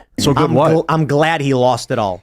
Elon Musk talked about this because he gave a lot of money saying, how did this turn from a nonprofit public good into a private corporation to enrich people? Yeah, exactly, man. Social networking is I laugh at Sam Altman being booted. It's the danger for the company that that code belongs to some foreign entity now. We don't know who owns. But things belong to people all the time. Yeah. Like Lockheed Martin owns powerful warships. Yeah, I know. Oh no, heavens! Someone's got a gun. Sometimes people don't own them, or we collectively own things like the roads or things if it's that we all collectively use. owned, Do then we it's just the collectively government. own the roads? Yes, the humans. As soon as the government says you can't get on that road, that road is but shut actually, down. Ian, you're wrong. Especially in Chicago, there's a company that actually owns them. They own the rights to the roads. The rights, but they can't shut the roads down whenever they want. They can do a lot more than that. They can have your car destroyed. They can take your car from you, and the government. That's a dangerous precedent, man. Absolutely. That's the whole Okay, well, point. thanks for agreeing with me that privatizing certain entities of reality are dangerous. No. Dude, Monopolizing the federal via government could put us all in prison tomorrow. Monopolizing via the government, who then sells your rights to a single private entity, is a disaster. Oh, well, you got to say that again. That didn't make any sense. Okay, so in Chicago, what happened was the city sold the rights to all to the streets to a single private company. Why? What the hell? What happened? It's been 20 years since I've been in Chicago. More man. than just naming rights? No, like they had the rights to enforce. It was for parking specifically. But this means that if you're on the road and the private company deems you to be in violation, they have your car towed and they can have it destroyed. That is not a good path. Yeah, this is it's fascism, right? The lucrative merger of state and corporate entities to subvert. But I digress. The ultimate point here is that when you say at a certain level the IP of the company should be released to the public for use, the issue becomes one, it's an impossible standard to uphold. People will just bypass this in various ways. Like I think you brought this up that when Rockefeller's Standard Oil Company. He just got richer when they did it. They broke it into 6 companies, and he had stock in all 6 of the new companies, so then he got even more wealthy. Exactly. Yeah, I don't think Keep in mind, breaking too, companies apart is the way to go. Most of those guys that were attacked with antitrust movements, they ended up being the progenitors of the Federal Reserve. Like these, once you get to a certain level of power and wealth and influence, it's basically impossible to use the government to actually crush these people because they own the government. It becomes a situation where they're in conjunction with the government. Like the fact that there is like FBI desks at like Facebook and at Google and stuff. That is essentially having the federal government involved in the day-to-day operations of these companies. If you And open it's up a the same dictionary thing to that- fascism, it would be a photo of an FBI agent sitting in Facebook's headquarters. And that's the same thing that the CCP does. There's a person that represents the CCP at all of the companies in China. So this is why I talk about freeing the code, because I think that if you wanted to prevent these companies from getting richer after their stuff is broken apart, you allow the world access to the software itself, so that would the government and the company no longer have it anymore. They can't control it anymore. But also, I think we should start with TikTok and just force these any foreign social network that wants to operate on U.S. soil over a certain amount of users free your software code to AGPL3. I got one better. All social media companies must publish the algorithm code. Their recommendation algorithms must be public. The proprietary IP for how the system functions outside of that, they can keep. They also have to make it AGPL3, which is Afro General Public License 3, meaning that any changes made to the code are also publicly available, so that someone can't just take the newly public code into private and change it and make it better. You can't do that. It always stays like an ever-expanding I mean, these are city all of blocks. These are all laws that would take the government to enforce. And as soon as you have government working with companies, you invariably get collusion. That's the reason. Go ahead. No, we're gonna jump. So Yeah. I mean, that's the reason why you have all these problems with banks in the government, is because the Federal Reserve and the banks work together hand in hand. And as much as like from the outside it looks like they're working together to take care of each other, they're trying to do what is going to harm the fewest amount of people. Like the reason that they bailed out the banks in 2008 and stuff was because they were trying to lessen the damage to the economy, which would have hurt everybody. So as much as I am for cutting the ties between government and the private sector, I don't think that it's as easy as we wish it was, is honestly my perspective. We're going to go to Super Chats. So if you haven't already, would you kindly smash that like button, subscribe to the channel, share the show with your friends, head over to timcast.com, become a member by clicking join us to watch the Infringed documentary in our documentary section. It is produced by Lauren Southern and John Dutois, and it was executive producer was Timcast. You got to check it out. It's about gun rights and gun culture and why you should keep and bear arms. But we're going to read your Super Chats. Now we got Fix Bayonets with the first Super Chat saying, hi. Congratulations. Perfect. Alpha Turkey says, by the sweat of your face shall eat bread. Wait, was that what it says? By the sweat of your face you shall eat bread. Okay. Is that from something? I don't know what that is. Biblical passage I'm not familiar with. I don't know. Huh. All right. What do we have? John McGee says judge has ruled that Trump will be on the ballot in Colorado. So Trump has now won in Michigan, Minnesota, and Colorado. Are there any that are still in doubt? Every other one. I guess they're all in. Right. Yeah. I mean, that's a good start for the insurrection-y guy, apparently, though. Jason Dixon says, on Discord only, Kellen and Serge, Timcast member only on Discord, tomorrow at 10 p.m. Eastern. Join the Discord and join the community. That's right. When you become a member at timcast.com, go to timcast.com, click join us. The instructions on joining the Discord server are there, and you can hang out with like-minded individuals who watch the show, and they run their own shows. There's morning shows, there's after shows, there's pre-shows. So there's a lot of stuff going on. You should definitely hang out because building community and building culture is the mission. But what is that? You guys are hanging out, Serge? Is that what the plan is? I don't know everything exactly. Kellen's been kind of taking care of it for me, but I guess that is the plan. So right on. We'll see. Yep. All right. T-Rex Pet Shop asks, Tim, do you know much about the new FCC regulations on internet access? What does it mean, no discrimination based on income level, free internet? 20% off T-Rex Pet Shop next week with code Black Friday. Thanks for that super chat, as well as a good ad for yourself. I don't know enough about it. I've read only a little bit. Yeah, I don't know what it entails either, but I can just tell you, based off of the phrasing being used, it's almost certainly a DEI style framework, which is diversity, equity, inclusion. They're going to make it so that they're going to push equity. Anytime you hear equity, you should hear communism. They're going to push equity when it comes to the internet service providers. Eventually, no white people allowed on the internet. Basically. Probably. All honestly. Right.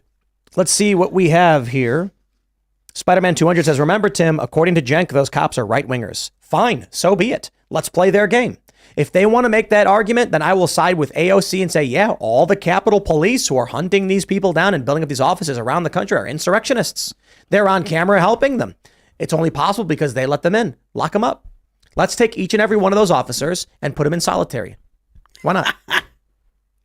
I'm down. Let's. Why are we not asking the left for this? They want to expand the Capitol Police to a national level, put them in Florida and California. Okay, well, then Joe Biden's an insurrectionist too. Tim Pool talking about arresting cops. He's a libertarian for sure. Well, you got to arrest anybody who breaks the law. I know. And if those cops are on camera facilitating an insurrection, oh, heavens, they should get 20 years, each and every one of them. My point is this.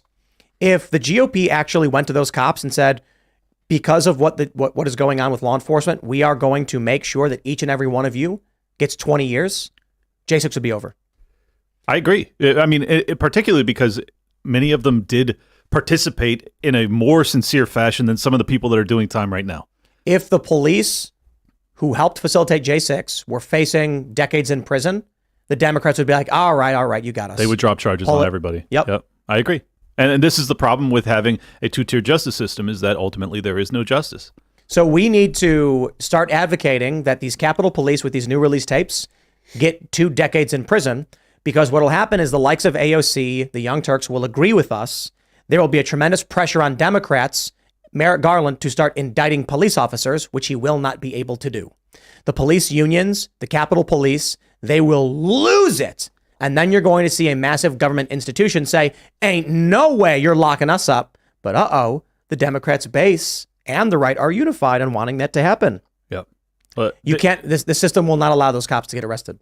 My concern is that we have, a real weaponized DOJ at this point, and once you get there, plus you have a real weaponized intelligence agency apparatus with both the FBI and the CIA. It's like, how do you put that genie back in the bottle? I mean, this is the type of stuff that you saw in USSR days, and it doesn't go in a direction that is favorable to people that value walking freely at all or eating adequately. Like, this heads in a very, very dark direction, and I feel like people aren't really facing it. We all we look at it on the day-to-day, we kind of realize it's headed in the wrong direction, but we don't actually appreciate how precarious and how imminently dangerous all of this is. And I'm not to freak people out, but it's like, no, they should be freaked out. Yeah, they probably ought to be. Yeah, they should be freaked out. Let's grab some more. Barely a Millennial says, the deep state and the left probably have dirt on every elected person, so nobody speaks up. Or if they do, nothing happens. Wouldn't want those skeletons flung out of the closet. Cowards. You know it. This is how you know Thomas Lindsey Massey Graham. has got to be one of the cleanest dudes on the planet because Disagree. He bent the knee so he bent his knee so fast for Kevin McCarthy. I thought he was going to blow his ACL. I can't argue that. Yeah, he said he didn't want to see You're talking about when he said he didn't want the speaker to be vacated just because he saw what he was the one who wanted Boehner to be vacated. The institution will fall. It's like, Kevin McCarthy. Kevin McCarthy's blackmailing populist MAGA candidates. There was a moment after. I would love to have a private conversation with him to find out why did you have his back in that way? It's bizarre. There was a moment when there was no speaker that it seemed like awesome. Maybe all the Democrats were coming together to with a few Republicans to put a Democrat as the speaker, and I was like, oh, Hakeem Jeffries, I think, and I was like, that's what Massey was afraid of. Is a complete and total loss. Hold on. Structure. You're correct, but Cenk Uygur was on the wrong side of this one. The Jimmy Dore was saying when the same thing was happening with Democrats when they took the House, challenge them, do not give Pelosi the speakership unless they give you concessions. And Cenk was like, no, the Republicans will get in and you'll get Kevin McCarthy. Don't do it. And it's not what happens. There is not a single Republican who would sacrifice their career over a vacant speakership. These people are cowards, every single one of them. To be fair, maybe a couple of them aren't, handful. So what happens is the Democrats go to them and say, don't you want to be a defector? And the guy's like, here are my options. I can say nothing and no one knows my name, or I can destroy my entire life and career and go home as an enemy of my own neighborhoods and my own district. I'd rather just hide in the bushes. Right. So when it comes to the vote, most of these people were hiding in the bushes until they finally got someone everyone was comfortable enough to stand behind and go, are you voting? You're voting for Mike Johnson? I'm voting for Mike Johnson too. Yeah. Oh yeah. Okay. All right. What bothers me is that the narrative has been America first, and that has been what really Trump and all of the new modern iteration of the Republicans I don't despise have rode into power on the back of, has been the America first narrative, right? But then you oust McCarthy, who I agree is a total traitor and scumbag, but then you put in Mike Johnson, whose very first priority is funding for Israel. Right. And it's like, can I ever get someone who actually means it when they say America first? Is it possible? But that's why they voted for him. Because he probably went to them and said, I'll tell you what, first thing I'll do, we fund Israel. And they were like, okay, fine. Yeah. At least we got the J6 tapes. He's better than McCarthy. I agree he's better than McCarthy, but man, low bar. Seriously. Let's grab some more Super Chats. Josh Field says, I very rarely get to tune into the live shows and I listen to the podcast at work. I'm sorry, the culture war today was ridiculous. Scott just wouldn't stop talking and never answered any question. I just couldn't finish it. Well, I will say this, because I think Scott's a good dude. We skated afterwards. We had a blast. That was one of the challenges. When the show started, people may have noticed this. Scott asked if he could do a 10 to 15 minute opening statement. And I was like, well, it's entirely up to Will, who's debating the other side. I mean, the problem is that you're going to say a bunch of things that will be challenged. And if you just say them and you're asking no one debate you, I mean, this creates an issue. And that actually came up a couple times where it's like, you know, Scott would say, I would call it an unintentional gish gallop. I warned him of this before the show. I said, are you familiar with the debate tactic gish gallop? It's where you say as many things as possible at once so your opponent can't respond to them. And so this is the trouble with saying 5 things and then saying wait and then changing the subject and adding another thing and saying wait and then adding another thing, because now we have to stop. And then, you know, Will is trying to write it all down. But, you know, it is what it is. I thought it was a good show. I thought it went well. Let's grab some more Super Chats. Where are we at? Mike O'Hara says, should the kids recording the death of the kid getting jumped in Nevada be prosecuted? The guy that recorded the death of Ahmaud Arbery got prosecuted for not doing anything but recording the incident. Well, the answer is no. He should be freed too. Right. Yeah, he shouldn't have been charged. And I got to tell you, man, this is the worst story ever because everyone's lying and it's coming from the right. Here's the story of what happened to Jonathan Lewis in Nevada. A group of kids stole headphones from another kid. Jonathan Lewis tried to get the headphones back. They refused. A fight was arranged between Lewis and this group behind the school in an alley. When Jonathan Lewis went there demanding the headphones be returned and they refused, he took a swing. Jonathan Lewis swung at a kid. As soon as he did, a group of about 6 or 7 rushed in. The total group you can see on camera that are beating him probably is between, it's probably 6 or 7. It may be around 6. And I watched the video. I got the full clips where you can see Jonathan Lewis throwing the first punch. 2 of the kids are not black. 3 or 4 may have been black. What did we get? A guy tweeted that 15 black kids beat a white kid to death. That is factually incorrect. By all means, you can say the kid shouldn't have died. By all means, you can say that Jonathan Lewis defending his friend was the good thing and the right thing to do. You can say whatever you want about it. I'm just telling you what happened. Make up your own mind. But that story really grinds my gears because I still I still have people saying 15 people beat him up. I'm like, did you watch the video? No. Okay. Well, watch the video. There's 2 guys who are described as swarthy, meaning they could be Asian, they could be Middle Eastern, they could be Hispanic. We're not entirely sure. It's a very grainy video. 3 or 4 of the attackers appear to be black. Take for it what you will. Right. I'll probably lose some listeners over this one, but I got to say it anyways.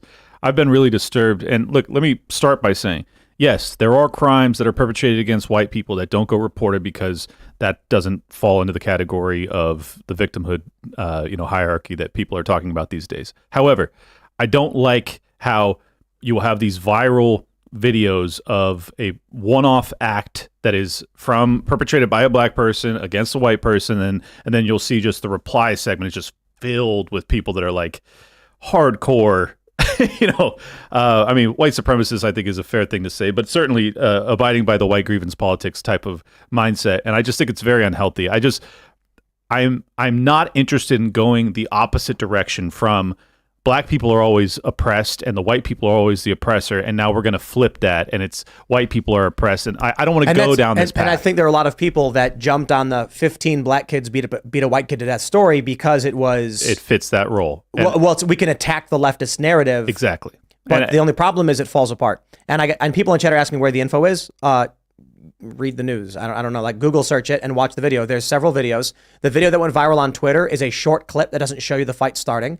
The full video actually does exist and you can watch it. And then you have conflicting statements, and then the police issued their statement. So I'm not telling you who to blame, who is right, who is wrong, or whatever. I'm telling you what the police and the news and several different sources, like between them, have stated. And let me add one more point: is that it's not at all empowering to start to get people that have your skin color to feel as if they're victims just because of how they were born. I think that this is extraordinarily destructive to the black community, and I think that if you take on that belief system and you apply it to white people, it's also destructive. I would not advise it for either side, and in fact, come together if you could. Thanks. Jesse JFR says, I'm watching the same people that said punch a Nazi say from the river to the sea. That's really funny, right? That's a good one. Paul Tascalo says, the contrarian intellectual libertarian shtick gets old fast. I'm fine with being a silly American that hates bin Laden. You know you're inflicting pain and eliciting anger by defending Osama bin Laden anyway. What's the point? Who's that for? Oh, I assume he's talking to me. I didn't defend Osama bin Laden. If you actually listened to it, I was saying that his grievances are shared by many people that are not scumbag terrorists that live in the Middle East who have had their lives destroyed by the military-industrial complex of America. That is a valid and reasonable claim that the American population ought to consider, given that we have been robbed blind to pay for the military apparatus that has destroyed these people's lives. I take that very personally, that my hard labor has been stolen from me to go destroy innocent people's lives overseas. If that doesn't disturb you, that's fine. You're not like me. I take it seriously. And then let me also add, as I'm lecturing you, that just because I'm going to point out the legitimate grievances that Osama bin Laden had in that letter does not mean that he is justified in doing what he did on 9/11, which was one of the most egregious things that any human being has ever done. So, I don't know, walk and chew gum, homeboy. All right, what do we have here? Let's grab some super chats. I got a Phil laugh out of that one. Let's see. Pardaxilus says, Phil, it's already too late. Imagine if there was a guy that died 2,000 years ago to rescue us from the perils coming. So, interesting, I guess. Okay. All right, here we go. Jim Hansen says, Clint, we dispatched Iranians in both Afghanistan and Iraq regularly, and their training is responsible for the emptied threat. Is that what you're trying to say? Is it a typo there? I know they don't cover that in finance world. I don't follow what he said there. I'm sorry. I think he's saying that there are Iranians in Afghanistan and Iraq. Or that they dispatched them. Either they killed them, or He's saying killed.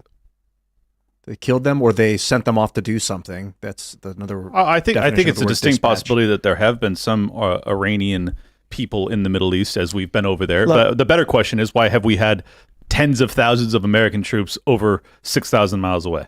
The euphemisms over whether or not someone died, it's getting a little ridiculous.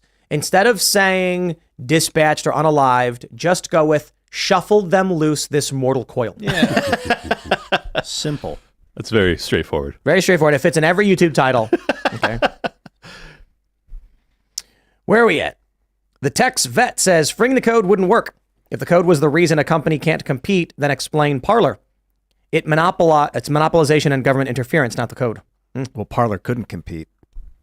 Because the government shut it down. Also, it was a crappy piece of technology compared to Twitter, if that's what you're talking And a about. government, What do you mean? I don't know. I didn't like it very much. It's pretty bare bones. a government that has How is it any different from Twitter? Twitter's It had all the same functionality. I don't know if that's necessarily true. As far as anyone on the front end could tell, it was the same thing.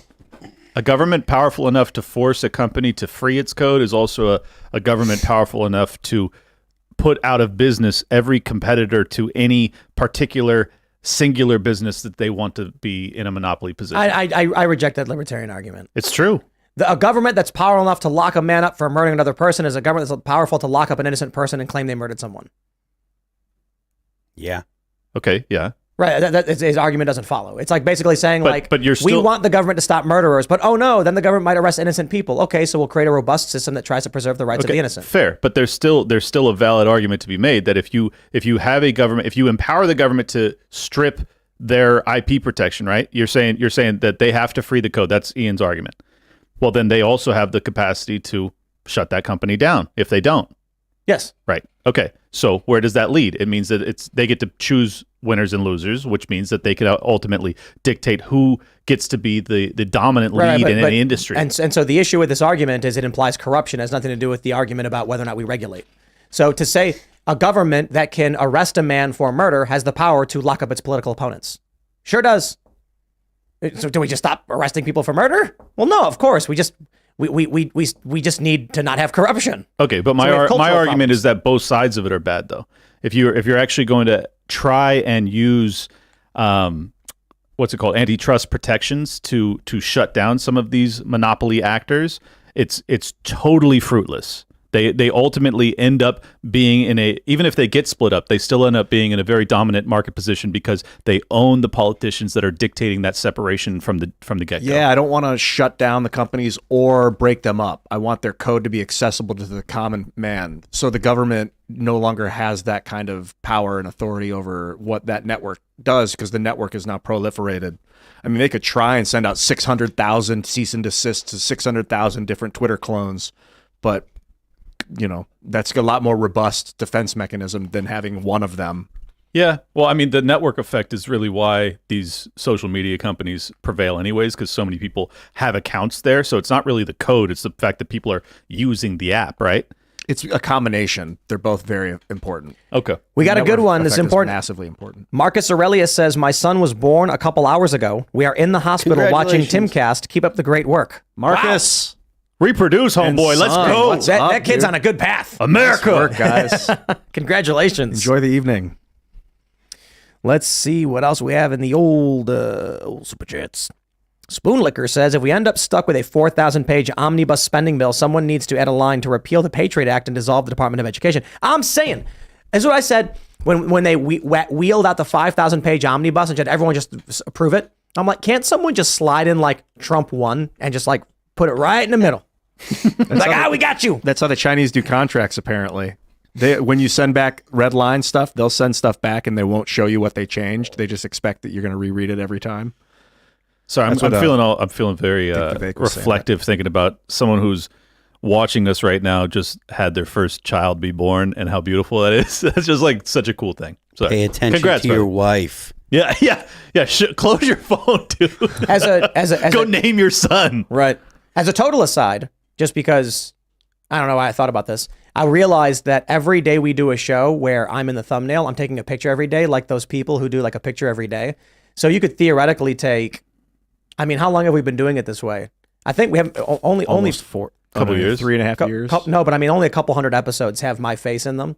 But that's probably like just keep doing it, man. That's kind of crazy. Like Look, episode you're gonna see me like or get fatter and thinner, and you know. What I mean? Yeah, but I mean that's all you'll see though because you're part Asian, so you won't age at all. So it's going to be like kind of boring. Well, the way we age is that we're totally the same until 70, and then turn into short shriveled. Right. That's pretty dope though that you get to like be exactly how you are at 35 or whatever to 70, and then you just become.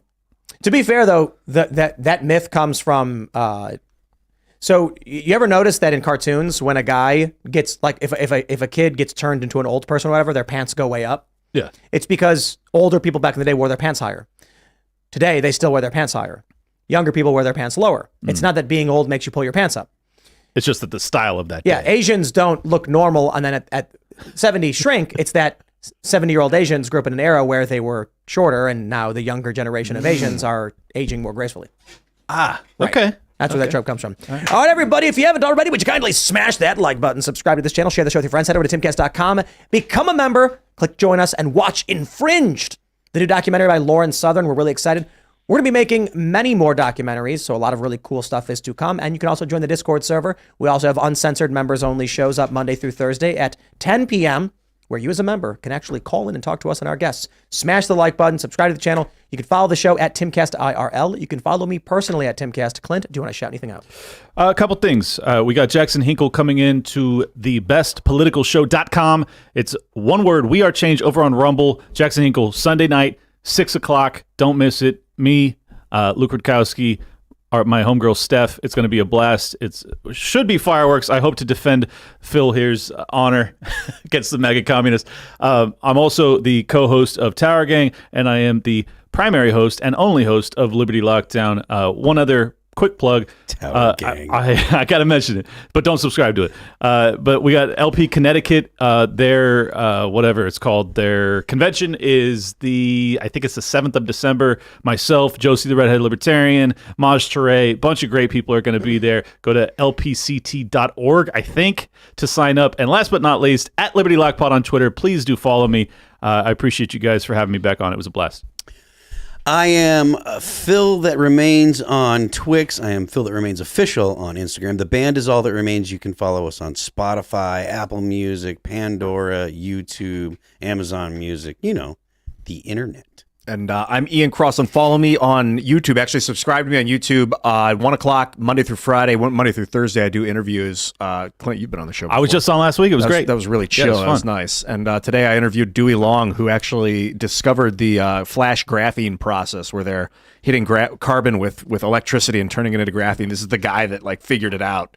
It was really cool to talk to him. And also, you were saying don't subscribe to Tower Gang. Don't subscribe to Tower Gang. Don't. Yeah, right. That was the first thing I said. Yep. All right.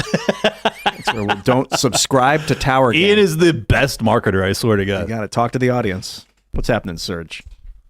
I don't know what's going on. Can't hear you. Your audio's off. Make it rain, brother. I don't know what's going on with the whole thing on Discord, but I think Cullen has worked some situation out where we're going to be chatting with people that are on Discord. So if you're not a member of Discord, please, like Tim said, become a member. You can talk with us on the show. And you can call it on the shows during the week, normally Monday through Thursday. That said, Make America Goth Again is a shirt that I'm wearing right now. And You have your conspicuous lack of black lipstick to be talking about. right. No true. eyeliner, no black nail polish. Come on. Hey, I said make it again. Well, one more quick note.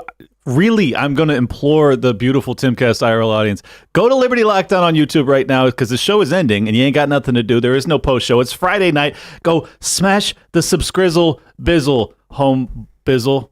Subscribe to Liberty Lockdown. Yeah. Liberty Lockdown. I will. Tower You Gang. should subscribe to Liberty Lockdown. Do not subscribe to Tower Gang. That's the difference. Thank you. Do not subscribe We're outta to here. Tower Gang.